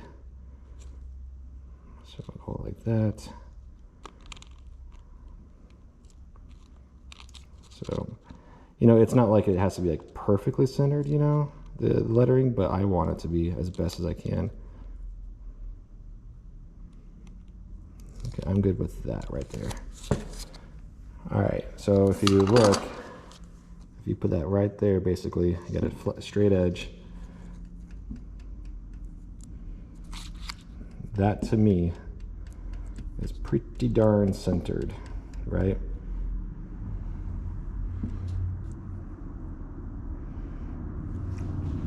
Just trying to getting things eyeballed up here. So let's get rid of this. We'll use it for the next one. So the challenge at this point is like the Brembo decal, the letter and the logo is larger than the letters, right? But you want the letters to be straight like this.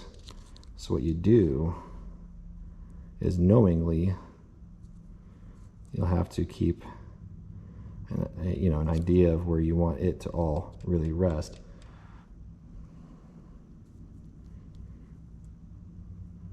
And I think that that is going to be, I know you guys are probably seeing a glare.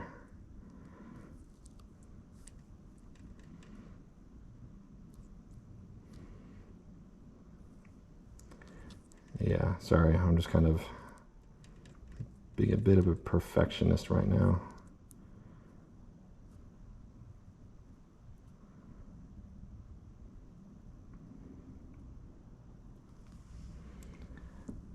I think that looks good.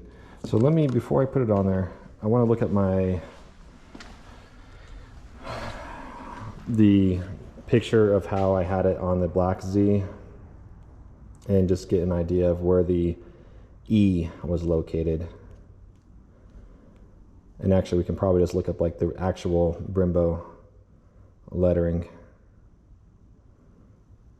Yeah, so it's exactly as I suspected. So Brembo calipers. So if we just like simply Google that, and then what I'm trying to show you is like this, for example.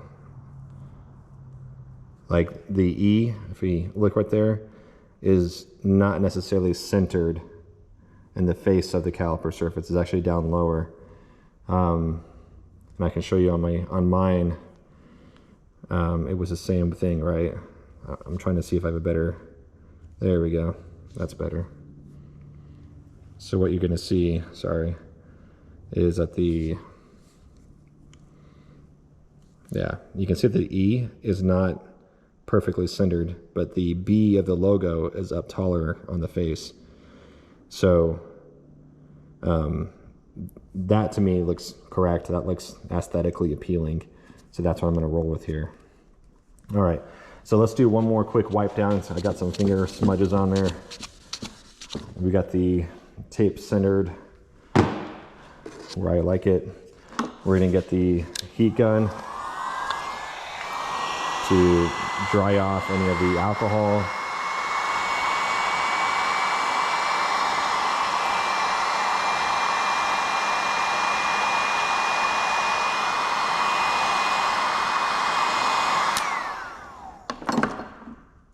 Okay. Yeah, just kind of mocking up one more time. And actually just something just occurred to me. If I'm mounting this, let's see, this will be on, yeah, okay. Just want to visualize it here. All right, so now we're ready. So basically we're going to make sure that the E and it's kind of down low like that. And I'm going to use the, this little triangle of red right here. I want to make sure that that is the same on both sides, and I'm going to use that as my indicator to say, hey, it's straight. So like, for example, that looks perfect right there. So that's how I'm going to do it. Okay, so on these die cut vinyls, you remove the back, if I can. And then see how that works.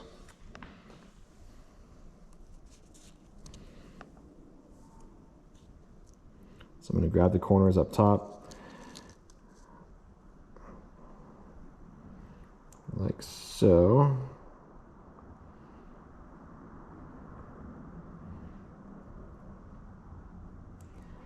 And just kind of visualizing that triangle shape again.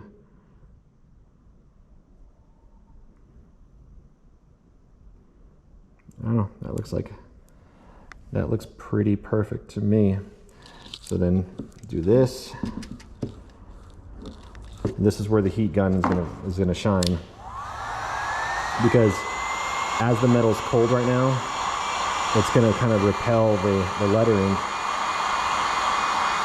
and we want the adhesion to stick to that red surface more so than the clear overlay.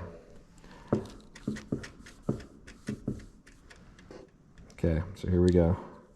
You want to start from one side and see it's already kind of starting to peel the O back a little bit.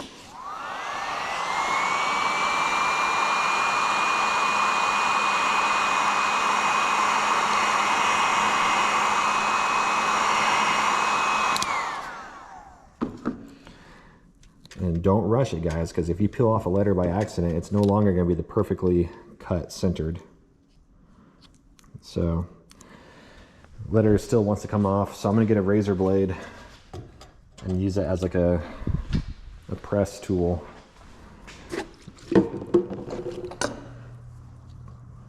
To help convince the O to stay. There we go. Okay, that looks good. Looks good. Now, as I'm pulling back, I'm trying to stay as flat against the caliper. You don't want to pull up because it will pull the letter. If you pull this way, it'll do a good job by keeping the lettering on there.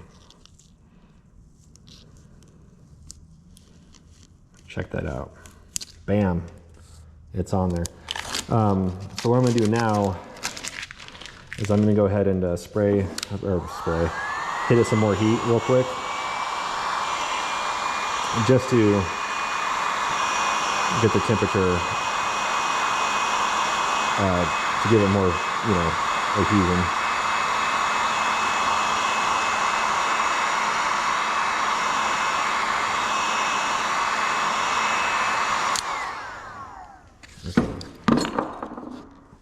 This is a new heat gun. I haven't used that heat gun very much. It smells. Okay, so that one's done. We're just gonna go ahead and put it over here. It came out great. Let's get this one going. And then after this, I need to change the battery yet again. Okay, I can still see that there is rubbing alcohol still on there. Let's give it a quick wipe down, remove any of my fingertips or WD-40 from earlier.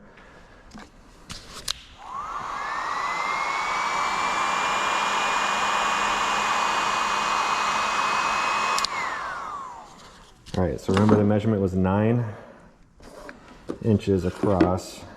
So let's get a little piece of tape again. Put it right here in the middle. Get the Sharpie ready. This time we'll go faster. So,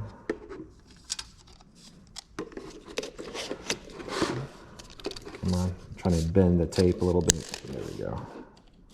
So we want 4.5, which is roughly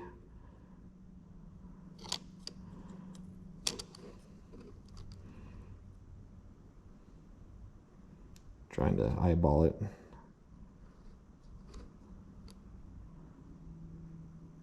Right here. Perfect. Okay. And then it was 3/4, right? That we need to go up on.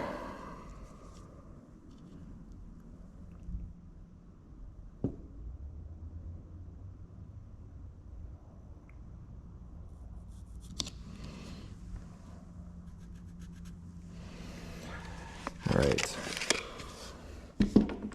So we got our middle point, and then we need to get our edge definition. Turn this on. Come on. Battery's probably getting low again, I guess. 2 1/8.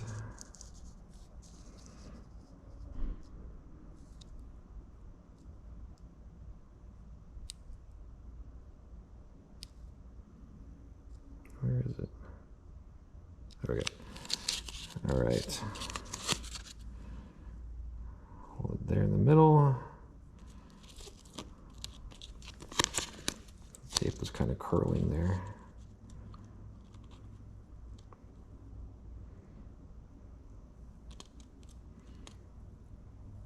Okay. Got it.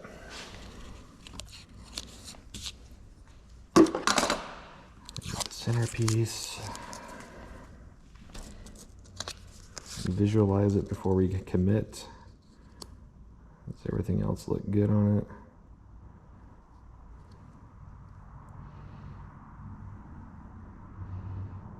Yeah, that looks good. Okay, I guess I just threw that alcohol away. I'll get another piece.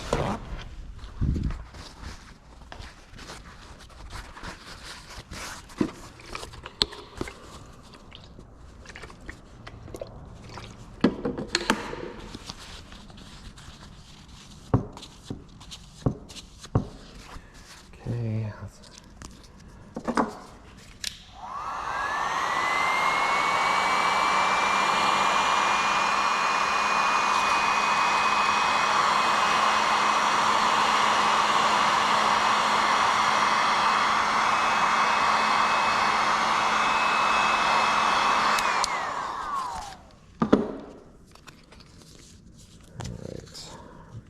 Carefully peel it back.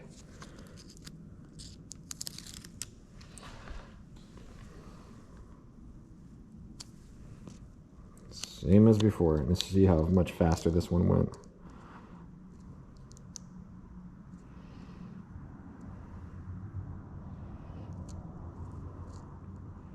Now, if you've never done this before, maybe order 2 of these sets. That way, in case you screw up, you're not trying to scramble to like make something work from like an impossible situation.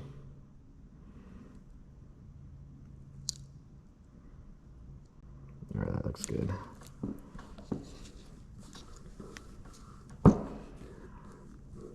Okay.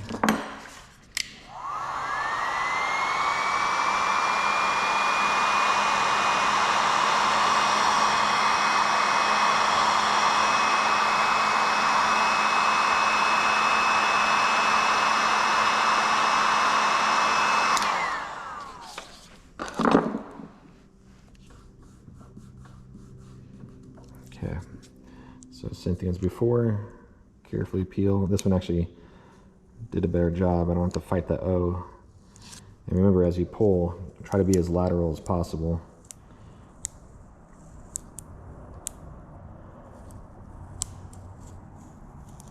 Done. Came out great.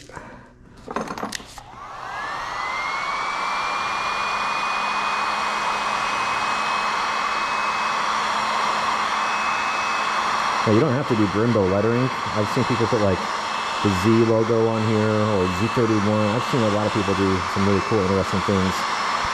I just want something on there, and I'm okay just putting Brembo. So that's what we'll do. All right. Cool. That one's done. So these are ready for installation. Set them aside over here. And I'm going to change up the battery here to finish up these guys. These ones I think will be a little bit easier because it's not so much of a sweeping curve. It's more or less flat. So let me change up the battery real quick. Okay, so let's go ahead and get the rears finished. And be ready to rock and roll, I guess, you know. There, we'll use the tape roll there. All right, so you can kind of see a designated area for the decal. I don't know if we'll have to measure. I don't think we will, because you can actually see where actually it needs to go. So that's pretty cool. So the rears are definitely easier. So let's go ahead and wipe them down. These will go by much faster.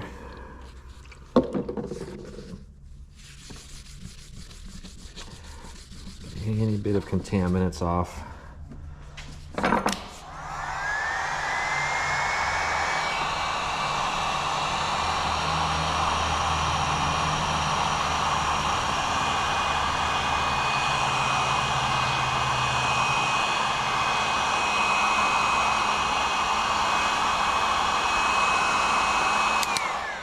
Okay, should be ready. Yeah, this is much easier with the visibly tape, or not tape, but decal area versus having to measure everything out. Okay. All right. So I don't know if you guys can see in the video, there's a lot of reflection going on, but I can definitely see. I'm just trying to get a good grab on the adhesive here. All right, so trying just to determine where center is. All right, I can see it. There we go.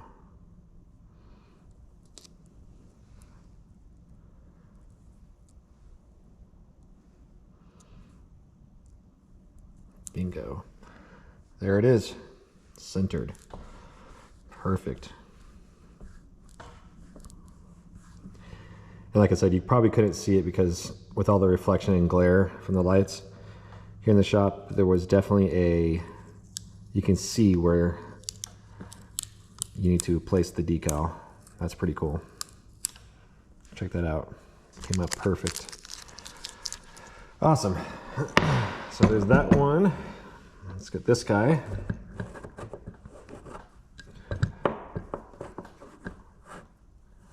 There we go.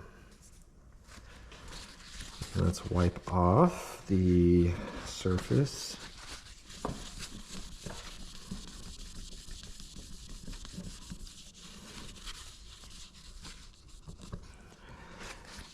Okay. There we go.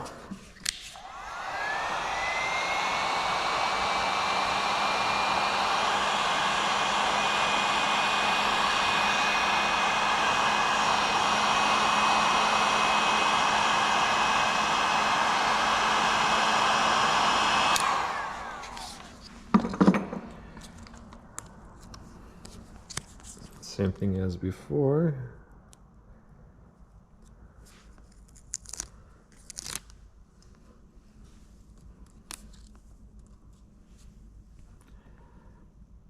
All right, just kind of mocking it up.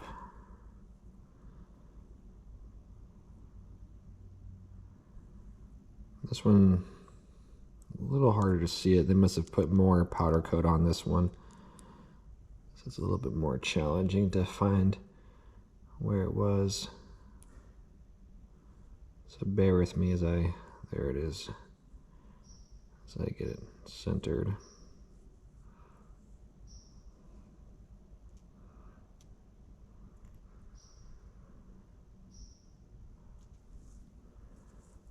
Okay, right about, sorry.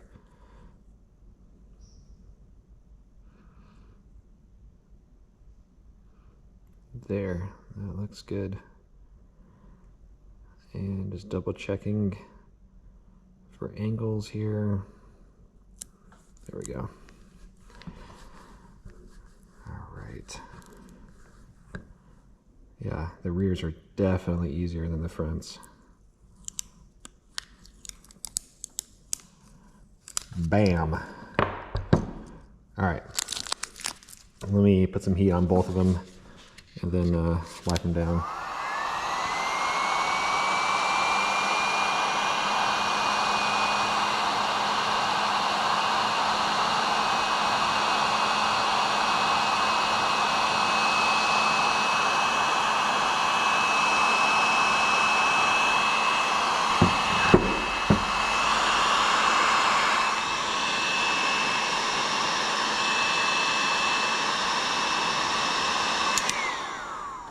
Okay, we are set. So next steps are to get them bolted up, I suppose. We got the notching or grinding done for fitment purposes. We have got the offset, the brackets all ready to go. So I think at this point, we are ready for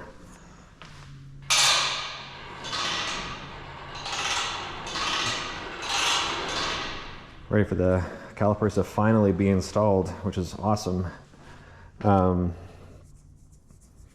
yeah, I don't think there's anything else we need to do other than, you know, after we bolt it up, we need to switch over the crossover tube. I'm not too happy about that, but it is what it is. Okay, so I got this guy. Cool. So we're gonna go ahead and get the rear, the bolts here.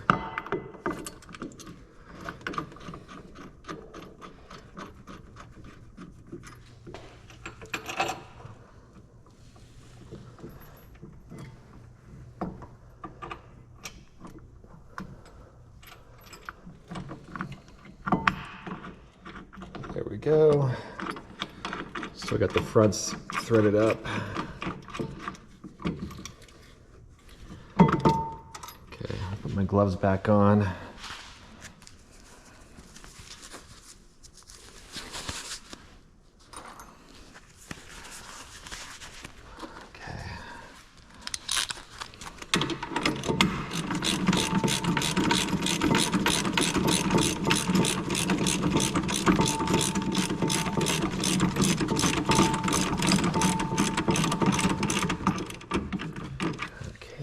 And I'm gonna get everything kind of loosely tightened and then get that center nut tightened, the center bolt tightened first, and then tighten the outer ones. So I just want an even clamp load on the bracket in general. Okay. Okay, that's nice and tight.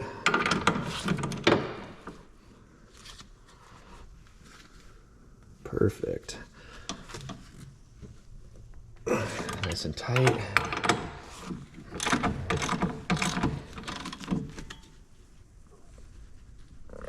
Cool.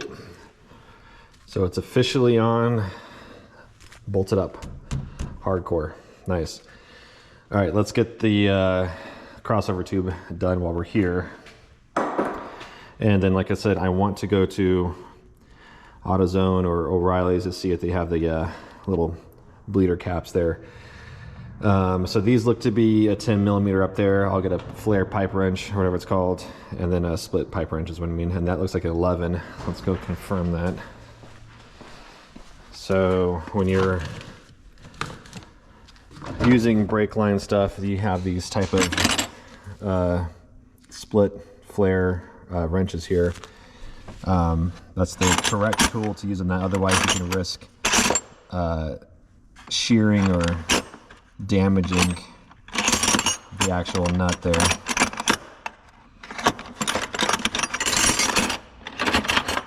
Where is my 11?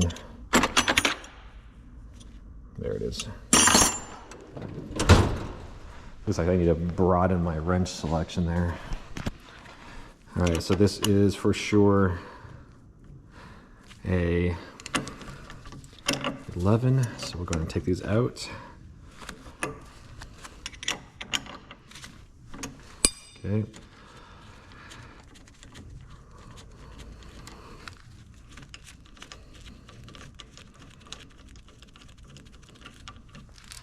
Okay, so it goes aside temporarily. And then, like I said, it's probably a 10 up here, which it is. So just see how that works. Use the flare to loosen it. That way you don't round off the hex head there. I don't like how on this caliper, this one front caliper, they powder coated over the crossover tube, and the other one they did not. If I didn't have the BBS mesh wheels to where you can barely see inside here, I would probably actually like sandblast it off and then get them both to match. But because the wheels are so, you know, dense as far as the overall, you know, appearance, I don't really care. But if it was on the 89 with those Motegi wheels that I have, yeah, you bet I'd be doing something about that.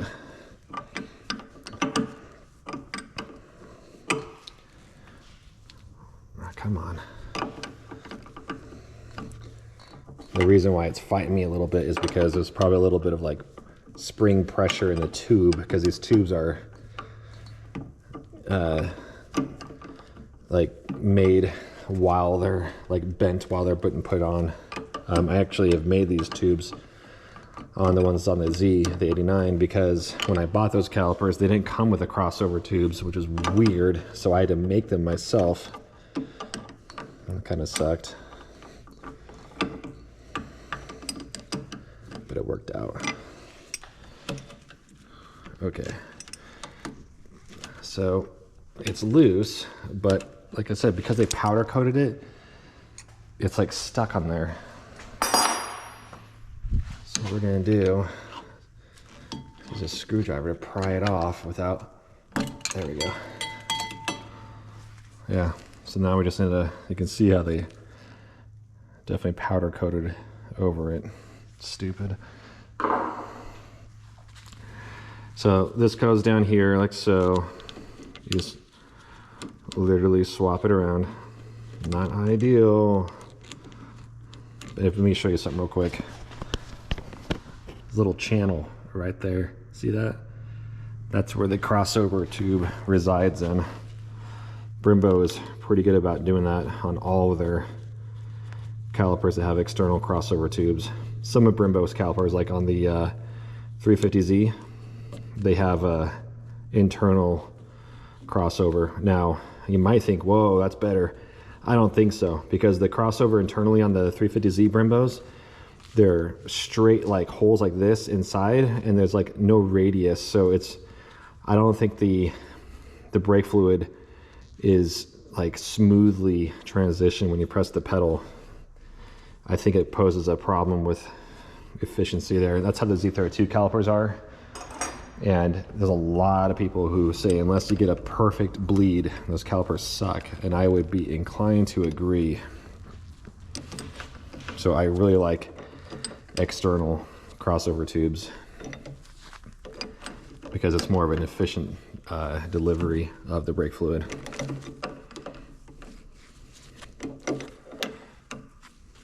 Here, I'm just gonna get a 10. I'm fighting that flare.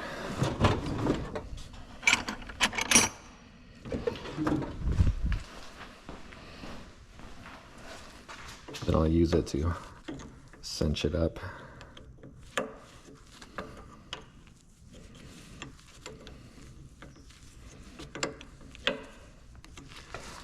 Okay.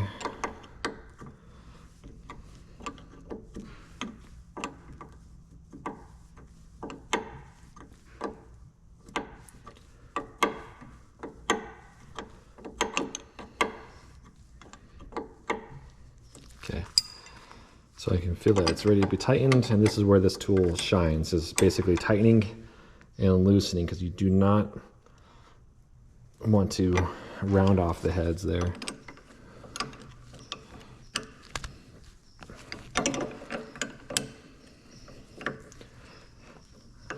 If you're ever curious about what the thread pitch is on these, it's M10 by 1.0. Aluminum, so don't go all Gorilla Hulk on that, you know.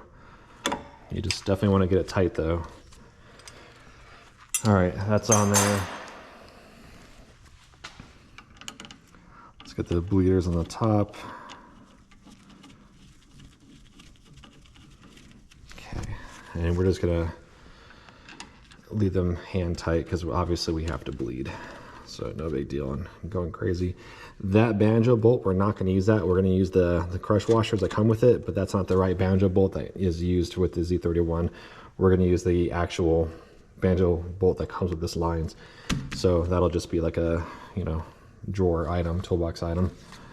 So this looks pretty good, guys. I'm digging it. All right, so let's go ahead and push this forward, because we need to get the other caliper done. And so what did we decide? 3 on the bottom, right? And 2 on the top. And we're gonna use the 2 I have over here, so I want them all to be the same. And then we'll use the washers accordingly. Okay. 3 in the bottom, and then we're gonna use, so this should be the match. Let me see what's already over there. Okay. Little sanity check. But I don't have a problem using the washers that were pre-existing for the back. We'll need them. Okay, washer. Shoot, did I put the lock washers on these guys? I did. It just looks like I bought extras. Good. All right. And bam. Okay, so let's go get this mocked up, just like we did on the other side. Hopefully it's the same offsetting as it is on the other side. No reason to think otherwise.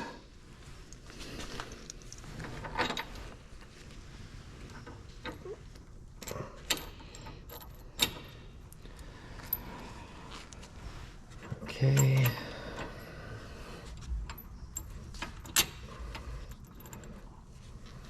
Just get things ready.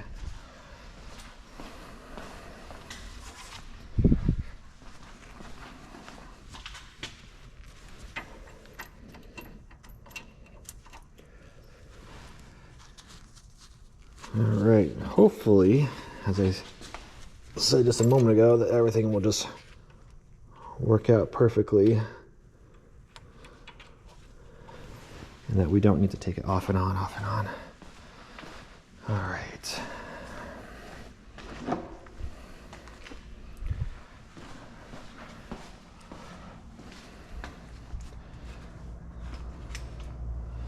Okay, so just like the other side, we will get the lower bolt first.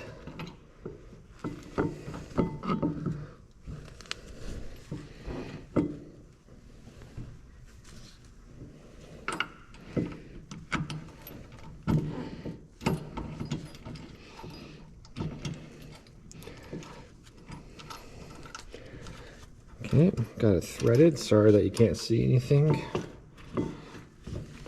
It's kind of harder to do on this side.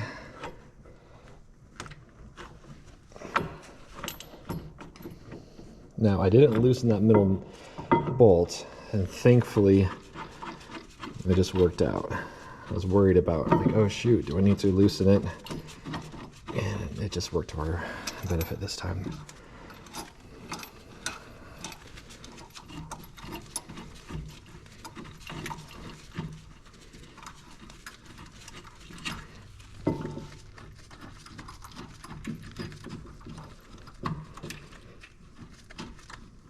Okay.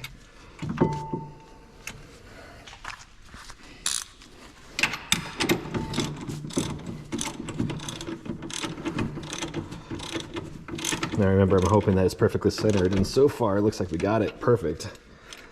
Let's just tighten it up to confirm.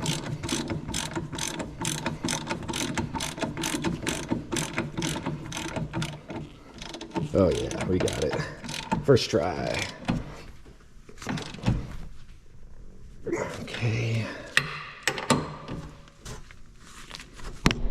Oops, bump. All right. Let's just double check to make sure the center one's also tightened. Yep, good. Okay, let's swap the crossover tube and the bleeders. And let's get to the rear. We are making some progress now, it looks like. So much fitment, you know, setup required to get started, and then once you get all that sorted out, you're ready to roll. Now, one thing we haven't done yet, which I'm kind of thinking that we're probably good, is, you know, we got the rear calipers mocked up in the rear, but we didn't put a wheel on it. I'm hoping that it's not going to be an issue, but we didn't see if there's going to be any caliper clearance like wheel clearance issues, but we'll find out. Hopefully I don't have to remove material off the top of the caliper to get to clear like I had to on the 89. But we know for sure that on the fronts here we don't have to.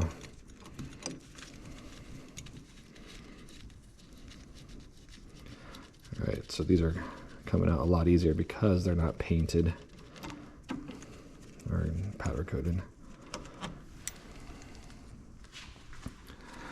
All right, so just gonna quickly get them going.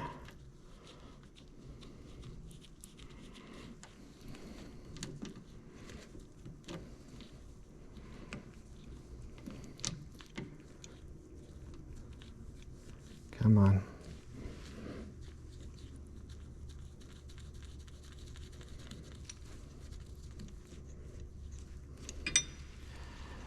Okay.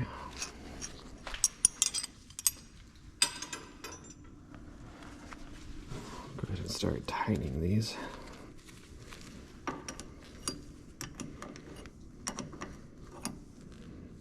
Oh, got the wrong one.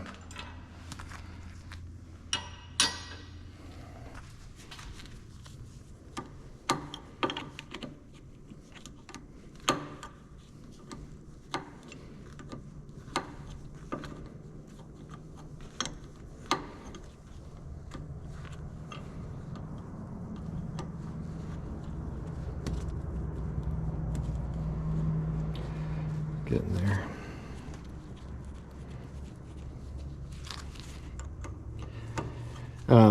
While we're just kind of watching me tighten here, if you don't know, I'm going to tell you anyways, and don't feel bad if you didn't know.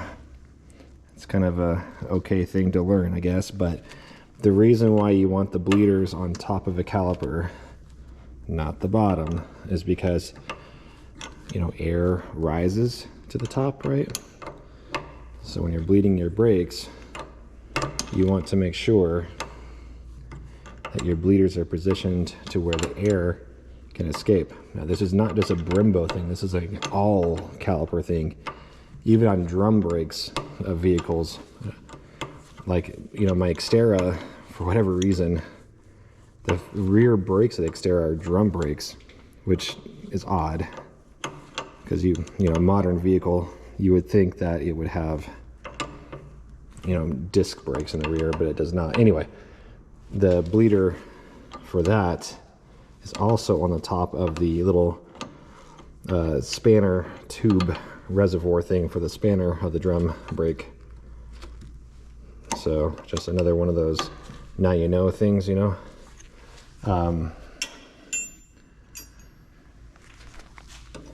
So just don't make the assumption that you can get away with just having the bleeders be on the bottom. It doesn't work that way. Air rises to the top. So just kind of food for thought. Yeah, for some reason that's not sitting where I want it to sit. Okay. Looks all right. I might have to, this one wasn't fitted well, and it's kind of bulging out right there. So I'm gonna get my, just do it right now, I'm gonna get my mallet and kind of convince it where it needs to go. Now that it's 100% bolted down, it's not gonna, you know, deform it negatively.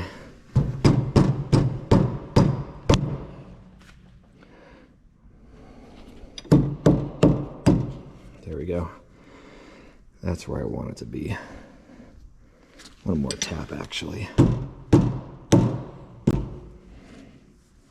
There, I like that better. I just don't like the way it was kind of bulging out a little bit. All right, let's put the bleeders on the top. And like I said, I need to run to the store and see if they have any bleeder caps to cover these. But I'll do that after getting the rear Brembos bolted up as well. So after I get the rear calipers bolted up, when I get back from the store, we're gonna put pads in, and then we'll hook up the lines and we'll bleed. We'll essentially be done. pretty exciting. I'm actually going to go ahead and tighten these a tad because of how my pressure bleed works, is that you have to pre-pressurize the line, and I don't want to pre-pressurize it if it's going to be a little bit of a leak. So I don't really think about that till just now. So I'm just going to go ahead and tighten these just a tad.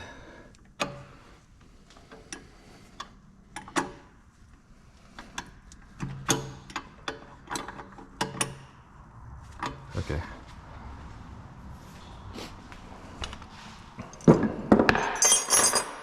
Okay, let's get the rears. And the bolts for those are not these guys, it's those guys. So, lock washer, washer, lock washer, washer, lock washer, washer, oops, lock washer, washer. And these appear to be a, I guess some kind of, I guess they are 19s. Cool. All right, so we're gonna go ahead and get these. Let's see, what side is this? I wanna do the passenger side first. That's this guy. Okay. Now, I fully don't expect you guys to be able to see me like bolt this on at a good angle because of the camera. So you'll just have to hear me grunt, moan, and complain as before. But if I remember, we have to pull the rotor here back like that. So that way we can put the caliper bolt through.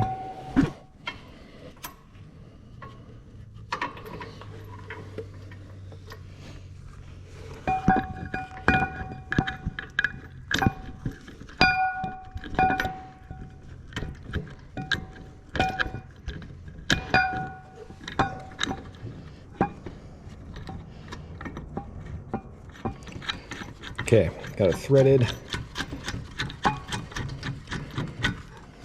Coming in quite nicely. And we're not going to bolt it down super tight because we have to put the pads in and determine ultimate, final bolting location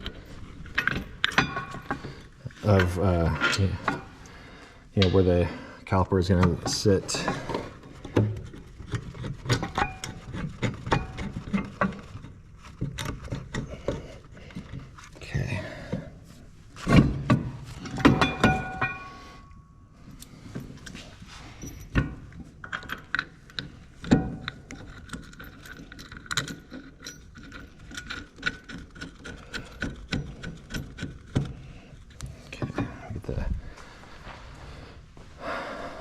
Speed wrench over here.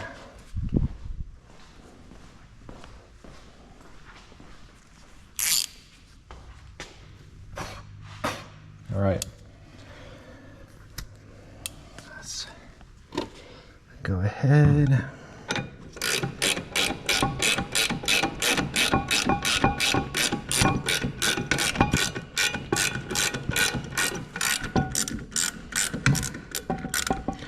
Now, I know it sounds like I'm, tightening it. I'm just threading it. I'm guessing there's a few burrs on the factory threads of the caliper. So, no, I'm not going super tight.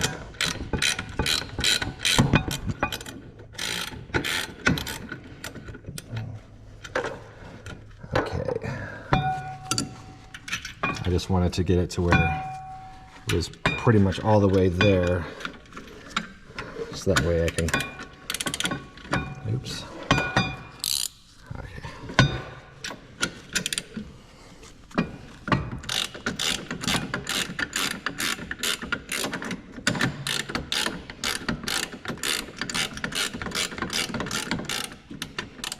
Okay, so as you can see, it's loose, but it's pretty much all there. And we'll be able to position it where we want it to be ultimately when we're all said and done.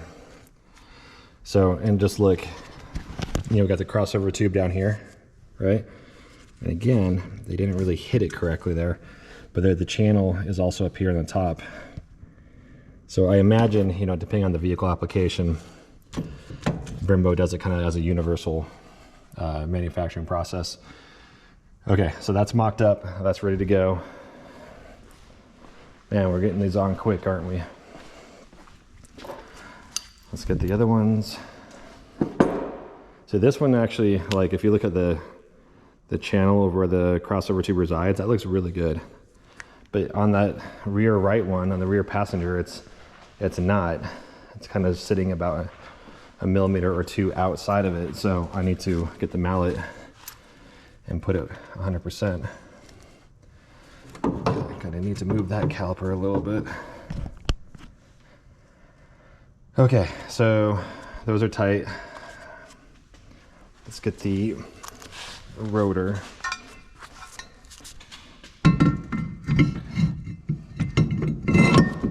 Now, one thing I forgot to do, and we're still in a good position right now, I forgot to clean these. Even though these are brand new, they could have some coating of oil to prevent against any like rust during, you know, warehousing, shipment process or whatever. So I haven't put the pads on yet. So what I'm going to do is when I come back from the store to get those bleeder caps, you know, I'm going to turn the rotors by hand while they're, you know, bolted up, and I'll be able to clean them both sides before I put pads on and the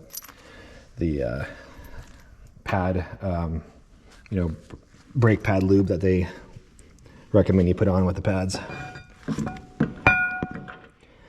So I forgot to pull it out a little bit.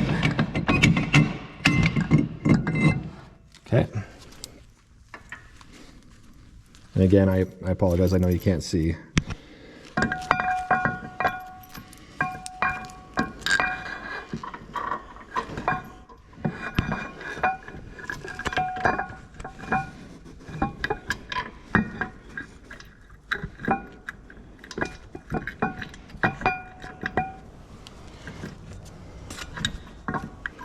You get so used to working on one side of the car, and then when you go to the other side of the car and everything's backwards, it kind of throws you off.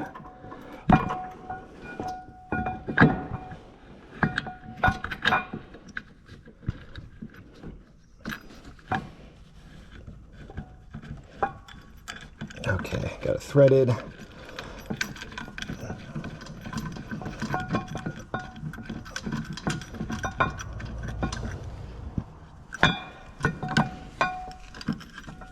Trying to get the majority of the threads hand tightened. Okay, so now kind of like that, and we can get the top bolt.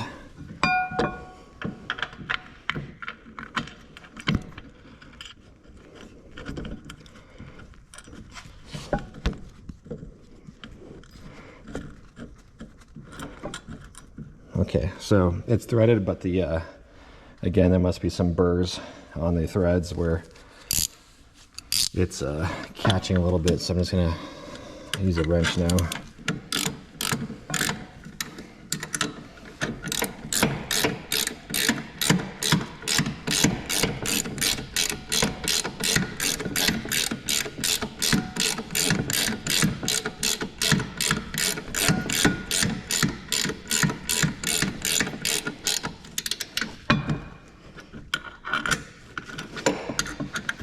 Almost there.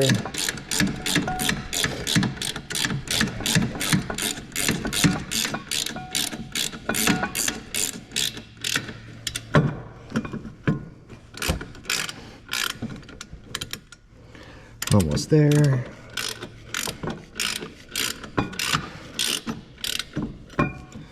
Okay, I got the top semi there. Just need to get the bottom.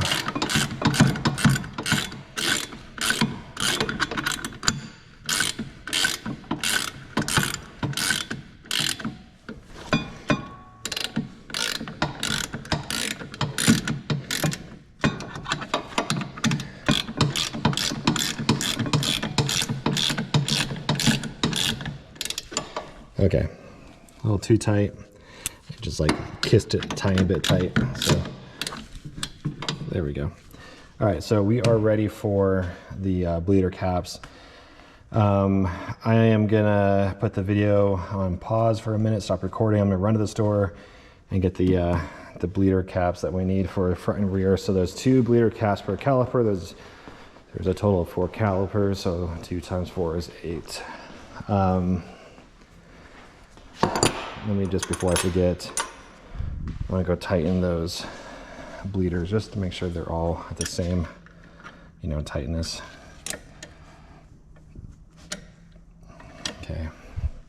And there's no point of mocking up the wheels yet because, I mean, I guess I could put one on.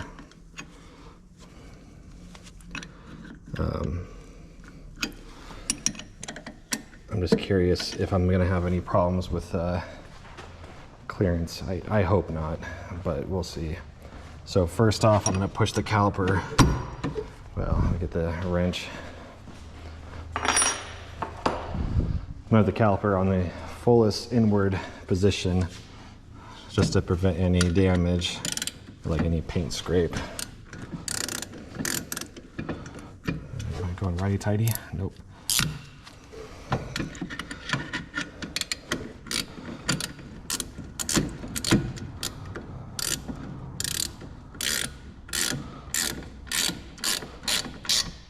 Okay. All right, so it's all the way inward centered in terms of fitment, and I just want to put a wheel on to see if there's going to be any potential clearance issues.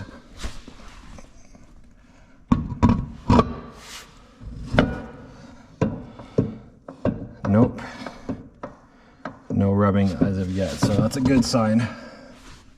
So it makes me feel a little more confident that there'd be no grinding of the calipers, so that's good. Okay, so I'm gonna run to the store real quick and get the bleeder caps because I really just don't want to order them to have to take the wheels off again just to put caps on. So I'll be right back and we'll get this wrapped up tonight. All right, well, I just got back from AutoZone and O'Reilly's and they didn't have any.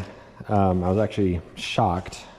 I know I'm out here in the country, you know, population of a town of like, I don't know, 4,000 or 5,000 people, but a bleeder cap is not just like a Nissan or Brembo specific part, you know, it's kind of universal. So they said they can have it in by tomorrow. You know, they're like $7 for a pack of 10. And, you know, in my opinion, if I'm going to be waiting even a day, I'm just going to order the pack I saw off Amazon. And let me show you what I ordered just now.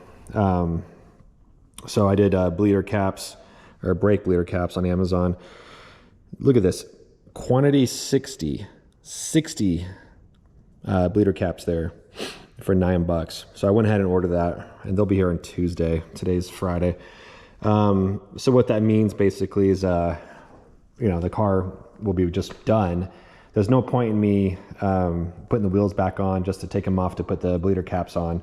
So I'm gonna be done with the car, you know, tonight with the videos that we're gonna be recording, but I'm just gonna leave it on the lift until I get those bleeder caps and put the wheels on and bed the brake pads in accordingly. But anyway, it's not a big deal. You know, it's cold, it's winter. It's not the end of the world to wait a couple more days to finalize the car, but you definitely wanna have bleeder caps. I have worked on cars that did not have them, and they, you know, they get so rusted and,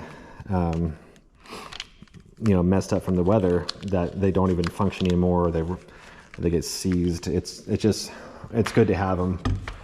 So try to do things right the first time around. So you can see I'm putting some tools away, but we're still going to move forward with putting the pads in the calipers and get the brake lines, get the, you know, the bleeding done, get everything wrapped up on the car tonight, with the exception of the bleeder caps. So let's get started. I just want to put some tools away while I have the opportunity to do so. We're done with this tool. we're gonna need to still use these, so we'll keep these out. We are done with the 17 millimeter. We still need the 19. I'm done with all this stuff. I'm done with that. Okay. And we're not done with the impact, that needs to stay out. So one thing I actually struggle to do with all my car working time, and again, I don't do this for a living, guys. I'm an IT manager, a senior IT manager for a major hospital. One thing I struggle to do as a mechanic, if you will, is I don't put my tools away in a like good, timely manner. I kind of collect a pile of tools while I'm working on a car, and then when I'm all done, then I put them all away. I need to get better about putting tools away when I'm done using them, or through, you know, every day or, you know, shift, if you will. Plenty of people as professional mechanics, whether you work at a dealership or you're a specialized shop, you'll see that they put their tools away as often as they can to help reduce the mess or the accidental, whoopsie, I lost my number 10 socket, you know. So that's what I'm doing right now, is just putting tools away before we get going to the next phase of the plan. Just good habits here. All right, so let's get the pads on. And so both the calipers as remans came with the hardware for the caliper to brackets, you know, but also the premium brake pads I got here, they also came with them. So to me, it makes no difference. I'm just going to choose one over the other and go with it.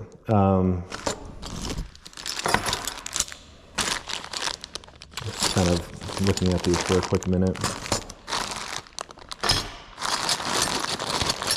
Okay. So it's obviously best to go with the ones that include the center hardware lock pin, which are these two right there. And I think the rears don't have that center lock pin, they just have the glide pins. So we'll use those. And then we'll put these in the toolbox. I think I have more of these for the same scenario with the 89. So for example, here's the other ones I've been collecting. You never know. You never know when you might need them. I think these come off of I think these are Z32. Yeah, see, I have all sorts of stuff in here. But adding to the collection, I suppose. Kind of just shove it all in there, I guess. Okay. All right, so these are the fronts. We'll stick to the rears here in a minute.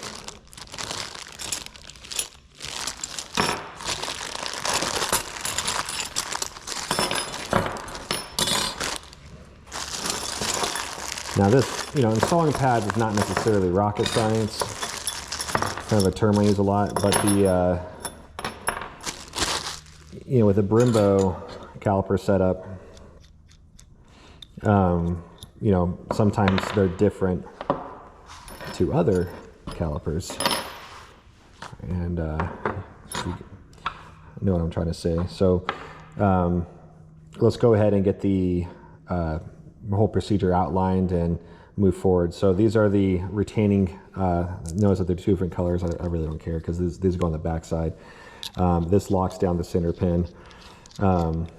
So they appear to be the same size. Let's just make sure they are. They look to be a 14, so let's go grab that.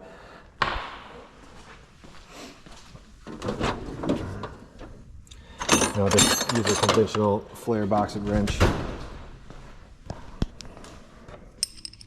Nope, I was wrong. 13. Huh. Newbie. Just thinking out loud if I should use a socket or not, but we'll go ahead with a 13 wrench. See if we have the need to go to a socket.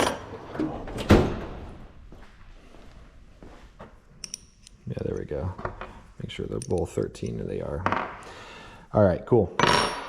I'm not going to wear gloves only because you have grease to put on. I just don't see. Hope the rears come with grease. I think I see the packet in there. I've used high temp grease before, and it's essentially the same stuff, but that's what we're going to do. So there's the front pads. Let's go ahead and get it open.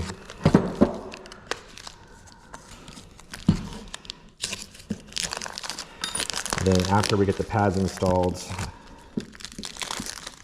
well, I'll talk about it now actually. Brake pads in general, whether they're performance oriented like these or not, they have a break-in period, a break-in procedure. So this is the part of the cardboard from the box. I saved it so I can follow the instructions. It's 3 steps essentially. And I'm going to keep this in the car with me so I can follow it. So for this particular compound of these these brake pads, they have 3 different types of break-in procedures. Not 3 different, but 3 steps, 3 stages. So the first stage is 5 aggressive decelerations. So it says from 40 miles an hour down to 10 aggressively. Slow it down from 40 to 10 5 times. Same thing, 5 moderate decelerations from 35 to 5. And the last stage is driving without touching the brake pedal for 5 minutes. So you got to make sure you're in a backcountry road or somewhere where there's not going to be any traffic, and you definitely don't want to do it where there might be police too. Not saying this is illegal, but you don't want to cause more attention to you than absolutely necessary, So it's the same procedure for both pads, and so they're the same Stop Tech, Extreme, whatever they are. So I'm going to keep that with me. But again, depending on the compound of the pads you get, you'll need to make sure you do your research on what type of break-in period, because otherwise you couldn't, you may not have them bedded in properly and they may not work properly. So make sure you read up on that. All right. So we're gonna go and get this installed. It's really not all that hard. So essentially this applies pressure. These are these fancy pantsy pads. So this applies pressure down like this, right? The lock pin goes on top, and these pins actually go under here like that. So there's a spring pressure load on how these are clamped down. So let's go ahead and get started on it. Now, I don't believe they're specific, size specific, but whenever you look at pads, find the squealing tab. And a squealing tab, how it works is once the pad gets down to a low depth, if you can see here, the squealing tab is at a designated or determined depth to start squealing against the rotor. Normally on like OE type stuff, you only have 1 squealing tab per caliper. The squealing tabs are almost always on the inside of the rotor, like towards the center of the car. But these pads have squealing tabs on all 4. So it doesn't matter in which way you put it. So before you get them in there, before you put your lube on, before you get all your hardware, first step first, make sure the pads fit correctly. Not the first time I've gotten pads and they don't fit for one reason or another. Like right away, I'm already kind of seeing some difficulty. They should just slide right in. We need to see what's going on. It could just be a burr, it could be something stupid. But let's figure out what's going on with these. All right. I think for the viewing, I'm kind of looking at the camera here. I'm going to lower down the car a little bit so you guys can see better. So you're more eye level. I'm a little bit taller than the camera angle. So let me lower the car down just a hair, 1 click down basically. So I want to show you some stuff as we do this.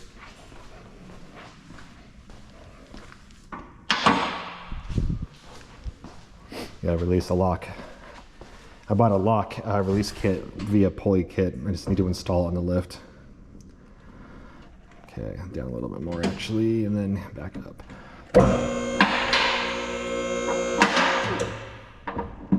There we go. All right. Check my phone real quick. I just got a text message. Okay. All right, so let's see what's going on here. So you better view of the caliper here. Now, I could have just been simply hitting the pistons, but what I'm doing right now is making sure that the pistons are not, you know, causing any obstructions, which I think it might be. Yeah, I think they are. So what we're gonna do is get a pry bar. This one's good. And you're just basically gonna use the corner here, the pry bar, to push the piston back in.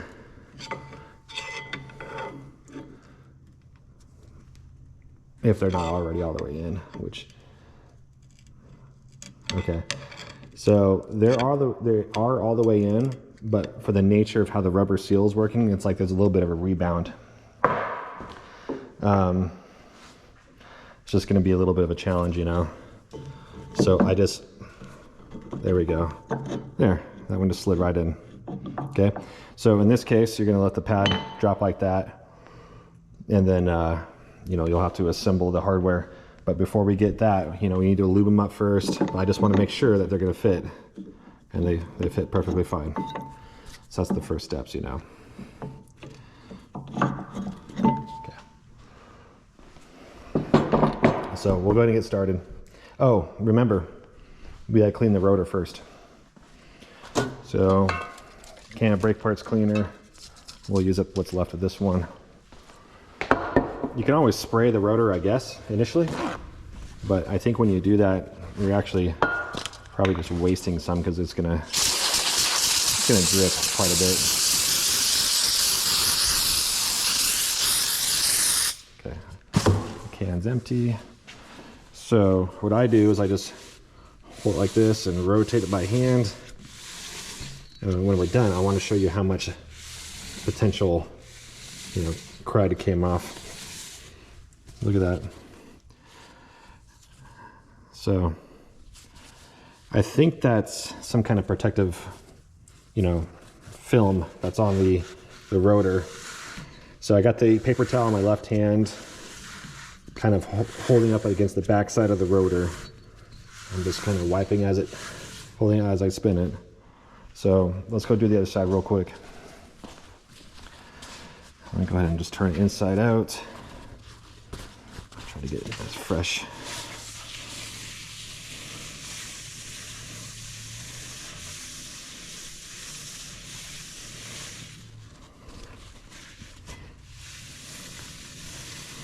Same thing, and we'll do the rears after we get the front pads loaded. Cool. So we're set. Examine the pads. These should be clear. I don't know if that's like a smudge, but go ahead and give it a good quick wipe down. If there is any contamination, like whether it's WD-40 or grease or anything like that, it will take a long time for it to burn off while driving, and it's not safe, obviously. So just, you know, do your due diligence and clean initially, you know. Doesn't help. I mean, it doesn't hurt to be helpful by cleaning things, just taking a few seconds and moments to do this. Okay, so these are clean now. Before I open the brake lube there, I just want to see if I have enough to go around. Otherwise, I'm just going to use a very thin layer of, yeah, I don't have any extra stuff. It only came with one packet, kind of annoying. I'm just going to use a very small, thin film on the back of these, and it'll be just fine. So obviously it's best to have the right stuff, but grease is grease, you know. So we're just putting a small film, and the reason why I use this stuff, it just helps against, you know, squeaks. the reason why a caliper, or a caliper will, your brakes will squeak, is because if the pads are essentially kind of, I don't want to say seized or stuck against the piston of your brakes or your caliper, they'll cause a vibration, which actually, like reverberates the vibration and causes a squeal. So a thin filming of grease like this is what prevents the pads from, sticking to the caliper. So, like, I did such a thin film there. And be careful not to get any of the, your grease on the pad surface. You don't want to get it on there because it takes a while to clean it off. And the packet I'll use for the rear pads. So, like I said, I wish they came with 2 packets, but this is fine.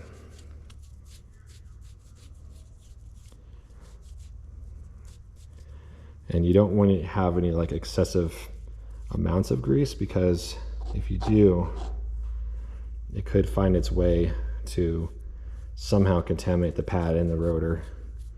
And that's just a bad day if you don't have, brakes, obviously. Okay, just as thin as possible. Okay, that looks good. And since my finger is already got some grease on there, I'm just going to go ahead and do the other side real quick.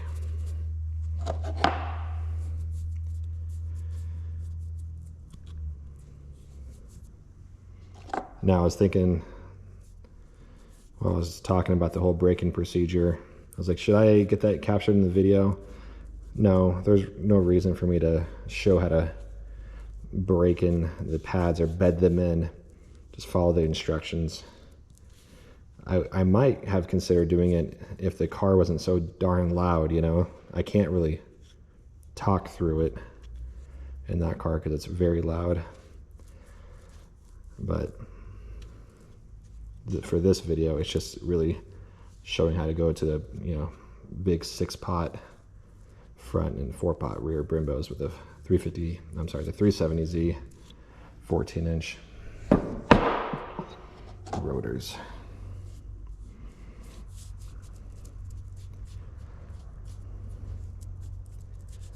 So if I was to do this differently, I would have gone to the store and got the actual brake pad lube, but I can almost guarantee you that this high temp grease is the same stuff. It's all synthetic, but I'm putting such a thin film that it's not gonna contaminate anything at all. Honestly, it's fine. Okay, satisfied with that application. And I'll just get this rag.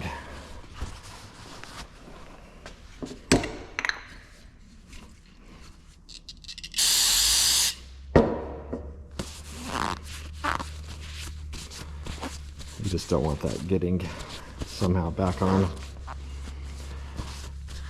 Okay, so y'all ready for this? Okay, so just like I said before, carefully, without getting your fingers with grease on it, slide the pad in. Come on. There it goes.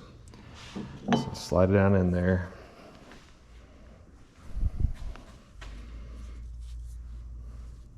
Sorry. And other side as well. This is what I like about 4-pot or 6-pot Brembos, or any, like even the Nissan, the Z32 calipers. The ability to replace your pads without removing the calipers is pretty cool. You just slide them in from the top. I like that. It makes it really cool and easy. Trying to think of the best way of doing this without making too much of a hassle about it. Okay, so like I said, these are the retaining hardware bracketry. I'm trying to remember if there's an orientation on how that goes down, and I don't think so. Yeah, I'm pretty sure you just, trying to remember. Sorry guys, it's been a little while since I've last done these. I don't think it matters at all. Yeah, I think we're good just to put the pins in, and then yeah, I literally think that's it. So yeah, let's just game on and get it going on.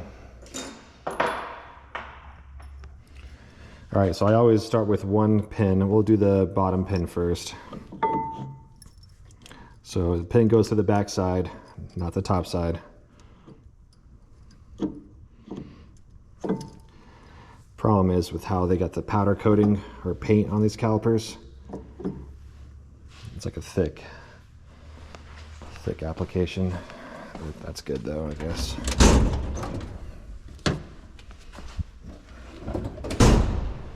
And before I get too carried away, I really just want to double check the orientation of the brackets.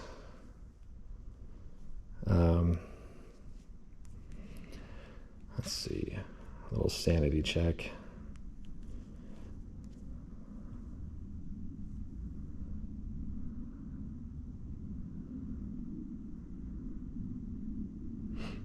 Yeah, so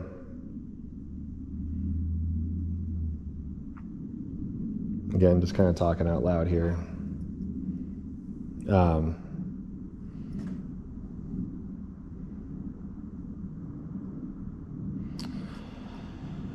I am going to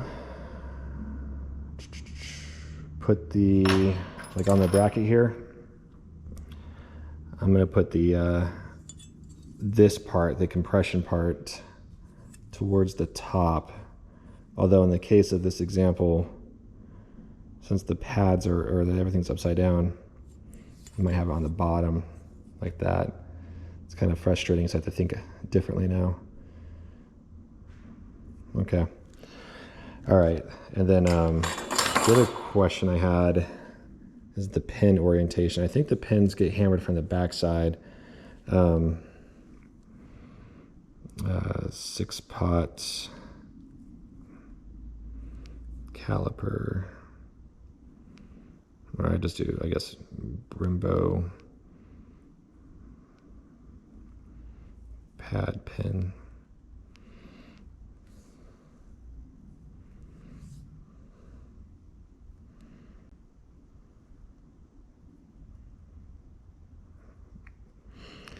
I don't think it matters the orientation of where you drive the pin in, but if I remember, you drive them from the back. Okay, so let's get hostile and then on this business.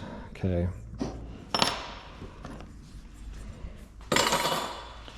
All right, so we're gonna drive the pin in like that, and then we're gotta pull the caliper out a little bit.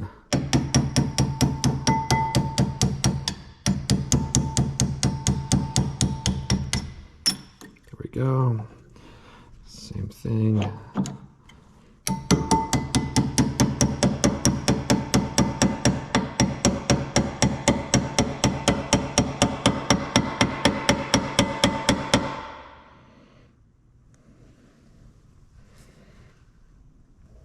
Yeah, they definitely get driven from behind.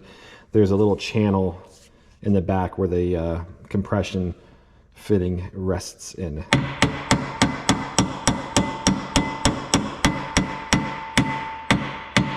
Let me show you that. So if you look, right, the spike is on the outside. The pin is flush. But if you look right there, I don't know if you can see it, there's a little channel, recessed channel, where the compression fitting there, little collar, it's compression collar, where that resides in. So that is correct there. All right, and then I'm gonna go ahead and proceed with the way I have it mounted. in the 89 where the spring retention there, the retainer, it's up top above the pin there. So how you do it, so you have one pin first set, you put the bracketry underneath it like that. Actually, hold on. Actually, it is, yeah, there is an orientation to it. That's interesting. So it definitely has to be oriented correctly. It only goes in one way. That's good though, because there's no confusion at that point. And I guess the real question is, does the pin, the center pin, does it ride over the bracket or under? I can't remember. Let's have a look. It actually goes under. Okay, that's good though. So before you get the retaining spring on there, you need to put the locking pin in. So the locking pin is slotted. It has a like two, shaved areas where it sits in this recessed area, kind of like posing as a, like a wrench, So for whatever reason, it's not going through.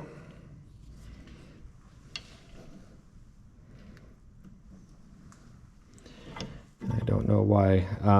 Probably because of how you might have to loosen up the caliper first, I guess. Again, I really don't like these brackets. My brackets were so much better that everything fit perfectly. The fact that I'm having to flip them upside down, loosen them back and forth, and then having to, even the fitment wasn't perfect. It's kind of annoying, I'm not gonna lie.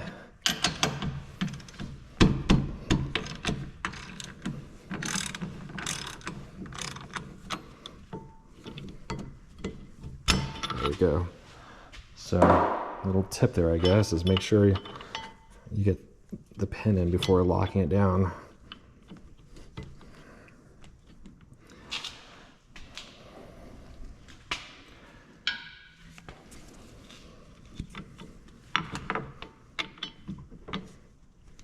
Man, what is the deal?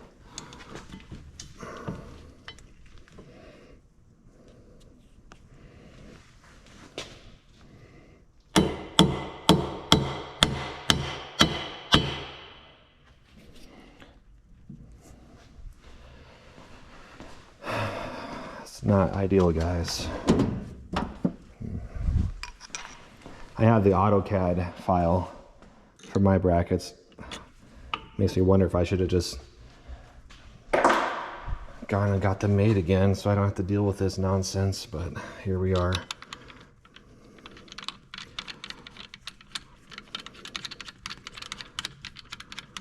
Okay, so right away, as I'm seeing this, I'm not going to use that wrench. I'm going to go get a socket and you have to lock it down. So let's go get that real quick. I'll use a 3/8 drive. And 13.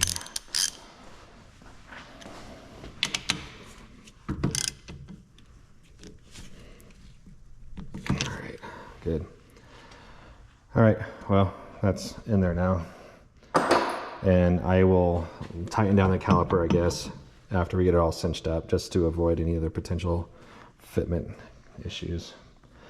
It's going to work just fine, guys, these calipers, but I'm not going to pretend to say that, I'm displeased a little bit. It's rapidly becoming an annoyance with how much fighting I'm doing just to get these to work.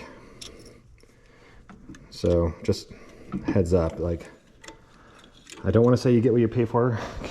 These weren't exactly cheap, but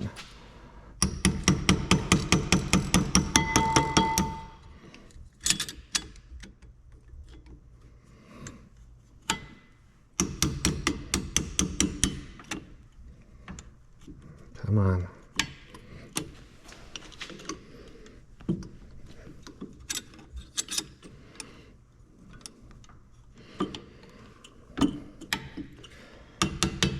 Sorry, it's kind of, again, fighting me a little bit. You have to hold down the the spring retention clip here.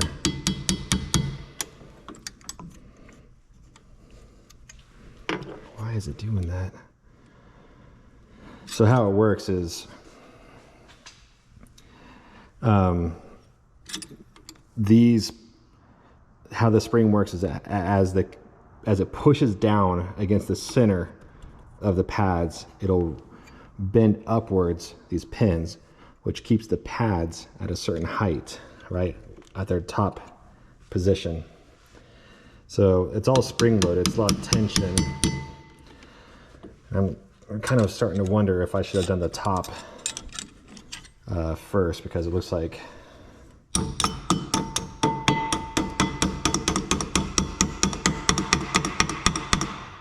I should have done the top first.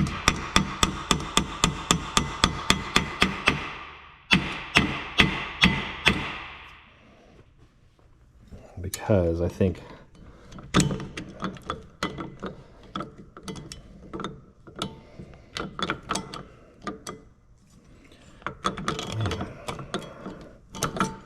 trying to just figure out the orientation before I remove one of the pins.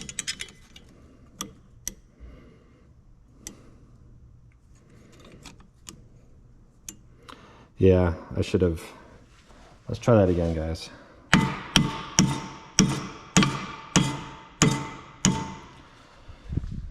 So yeah, you literally have to pound out the pin.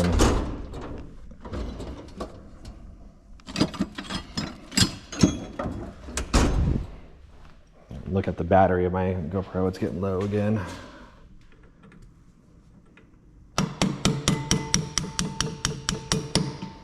Okay.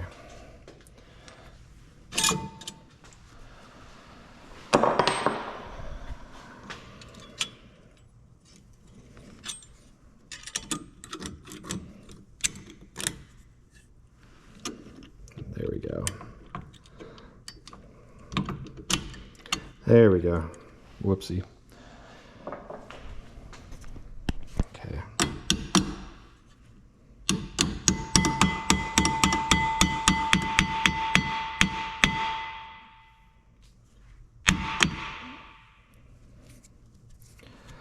Okay, so those pads are set.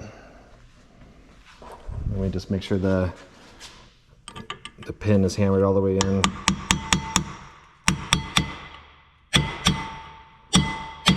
And it is. Okay, well, these are set. And as a test, make sure that nothing's rubbing. That noise you hear is obviously just the rotor hitting the pads, which is obvious, you know, but I want to make sure that none of the,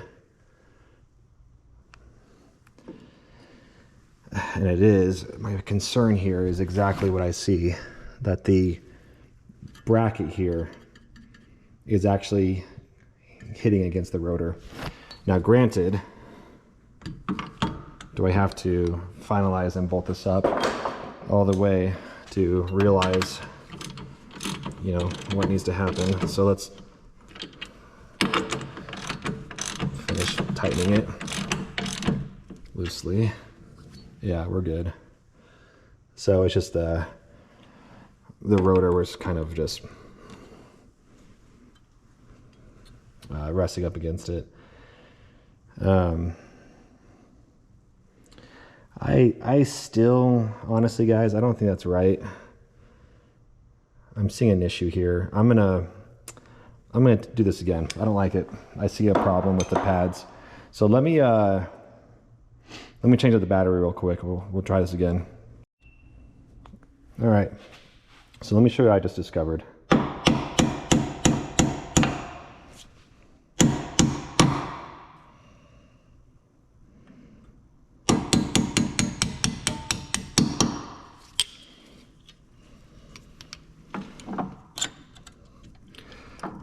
I see on the, I don't know, it was just doing a weird, like, I was observing a weird fitment thing where I just didn't feel comfortable with how everything looked. Like I said, on the 89, this center part right here was on the other side, and remind you, everything's flipped upside down.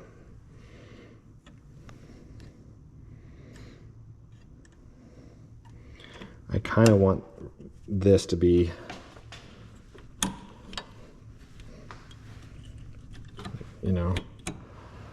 on that side like that. Let me just double check, because like I said, I'm not really digging this. So you see how I have that? On the 89, again, the calipers are on the right orientation. The this center part is up on above the pin. I'm just checking something out real quick. Yeah, I don't see any reason of why it should be, it needs to be like this. So we're gonna move forward with that. Maybe I'm overanalyzing this, I don't know. I just don't like the way it's looking.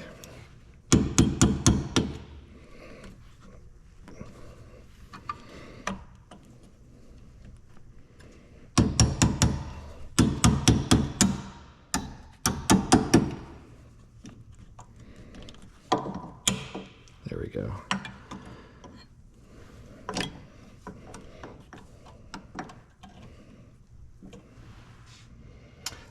I know I did wrong. I see it. Okay, I'm gonna take it all out and we're gonna do it again. The challenge I'm seeing here is because of how the caliper is sitting upside down. I'm wanting to put this pin in first, and it needs to be the other way around because of everything being upside down.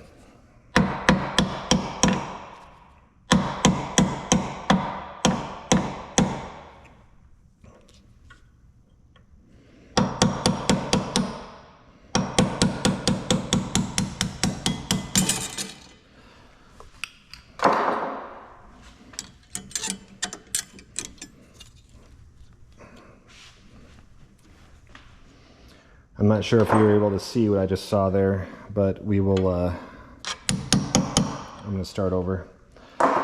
So let's get this top pin in first, and then we'll do the bottom pin secondly.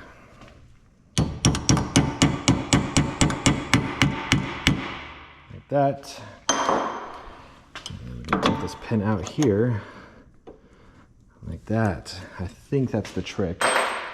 And like I said, I want the center piece right here, this brace, to be on the bottom side.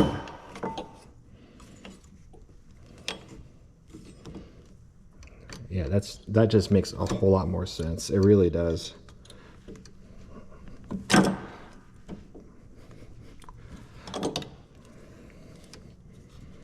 There. Yes. That is the correct way. It just didn't seem right. It didn't visually look right.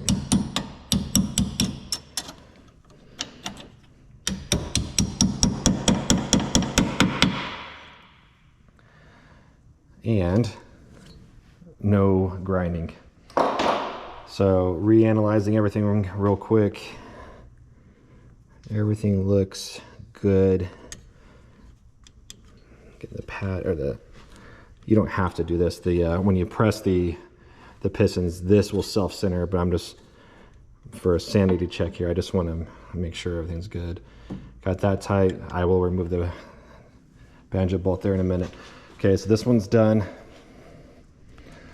Now that we know, we're going to do the other side real quick. Should go much faster. And before I move over there, since we got good lighting right here, let me get the flash up to even overemphasize this.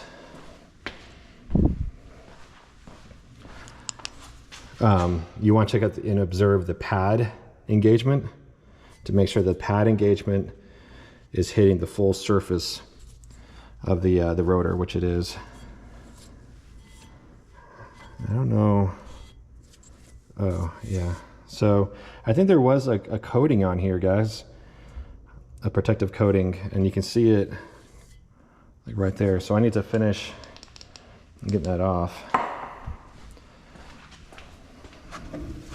Saw it more so on that rotor than the other side, on the driver's side. I've seen manufacturers use paint or whatever. Actually, that's not a coating. That's probably the pad kind of scuffing it up. That's fine. Okay, so let's go ahead and move on to the other side.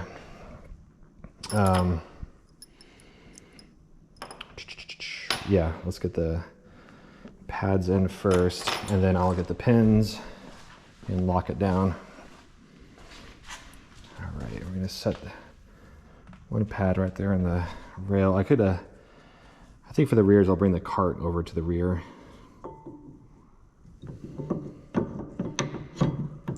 Okay, so that one worked pretty well.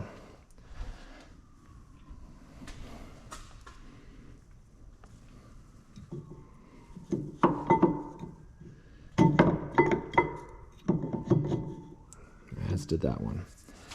Okay, so we're doing the top pin first, right? And this guy is next. Let's get the hammer.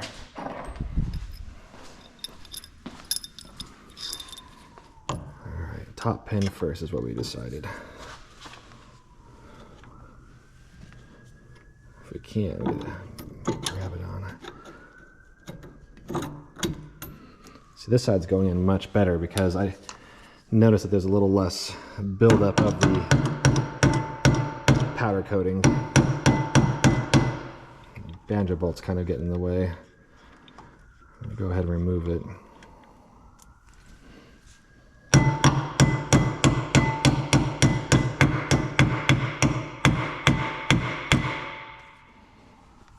All right, so the top pin's installed.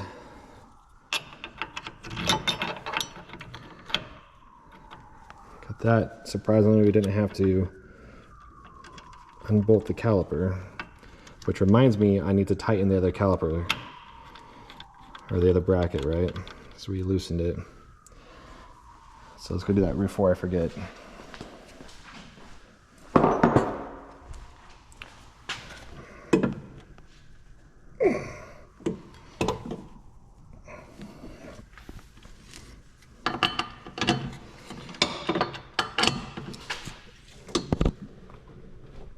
Right.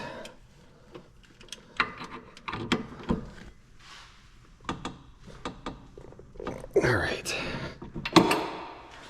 So I didn't want to forget that.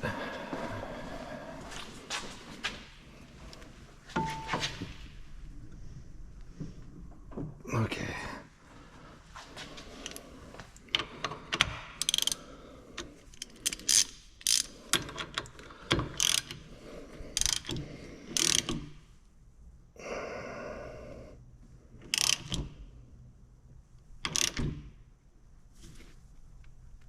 Okay, that's on there, the center pin.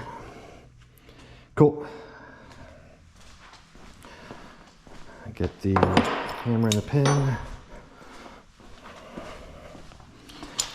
So as I said earlier, the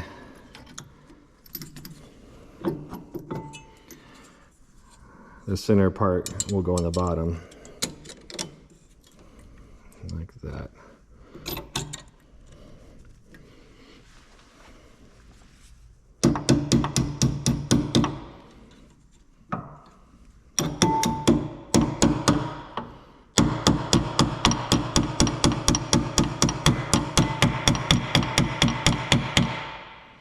All right, front pads are installed. Sweet, looking pretty good. We'll go ahead and get this centered now. Actually, we're gonna go all the way to the other side, because when we come back, we're gonna get the brake lines done.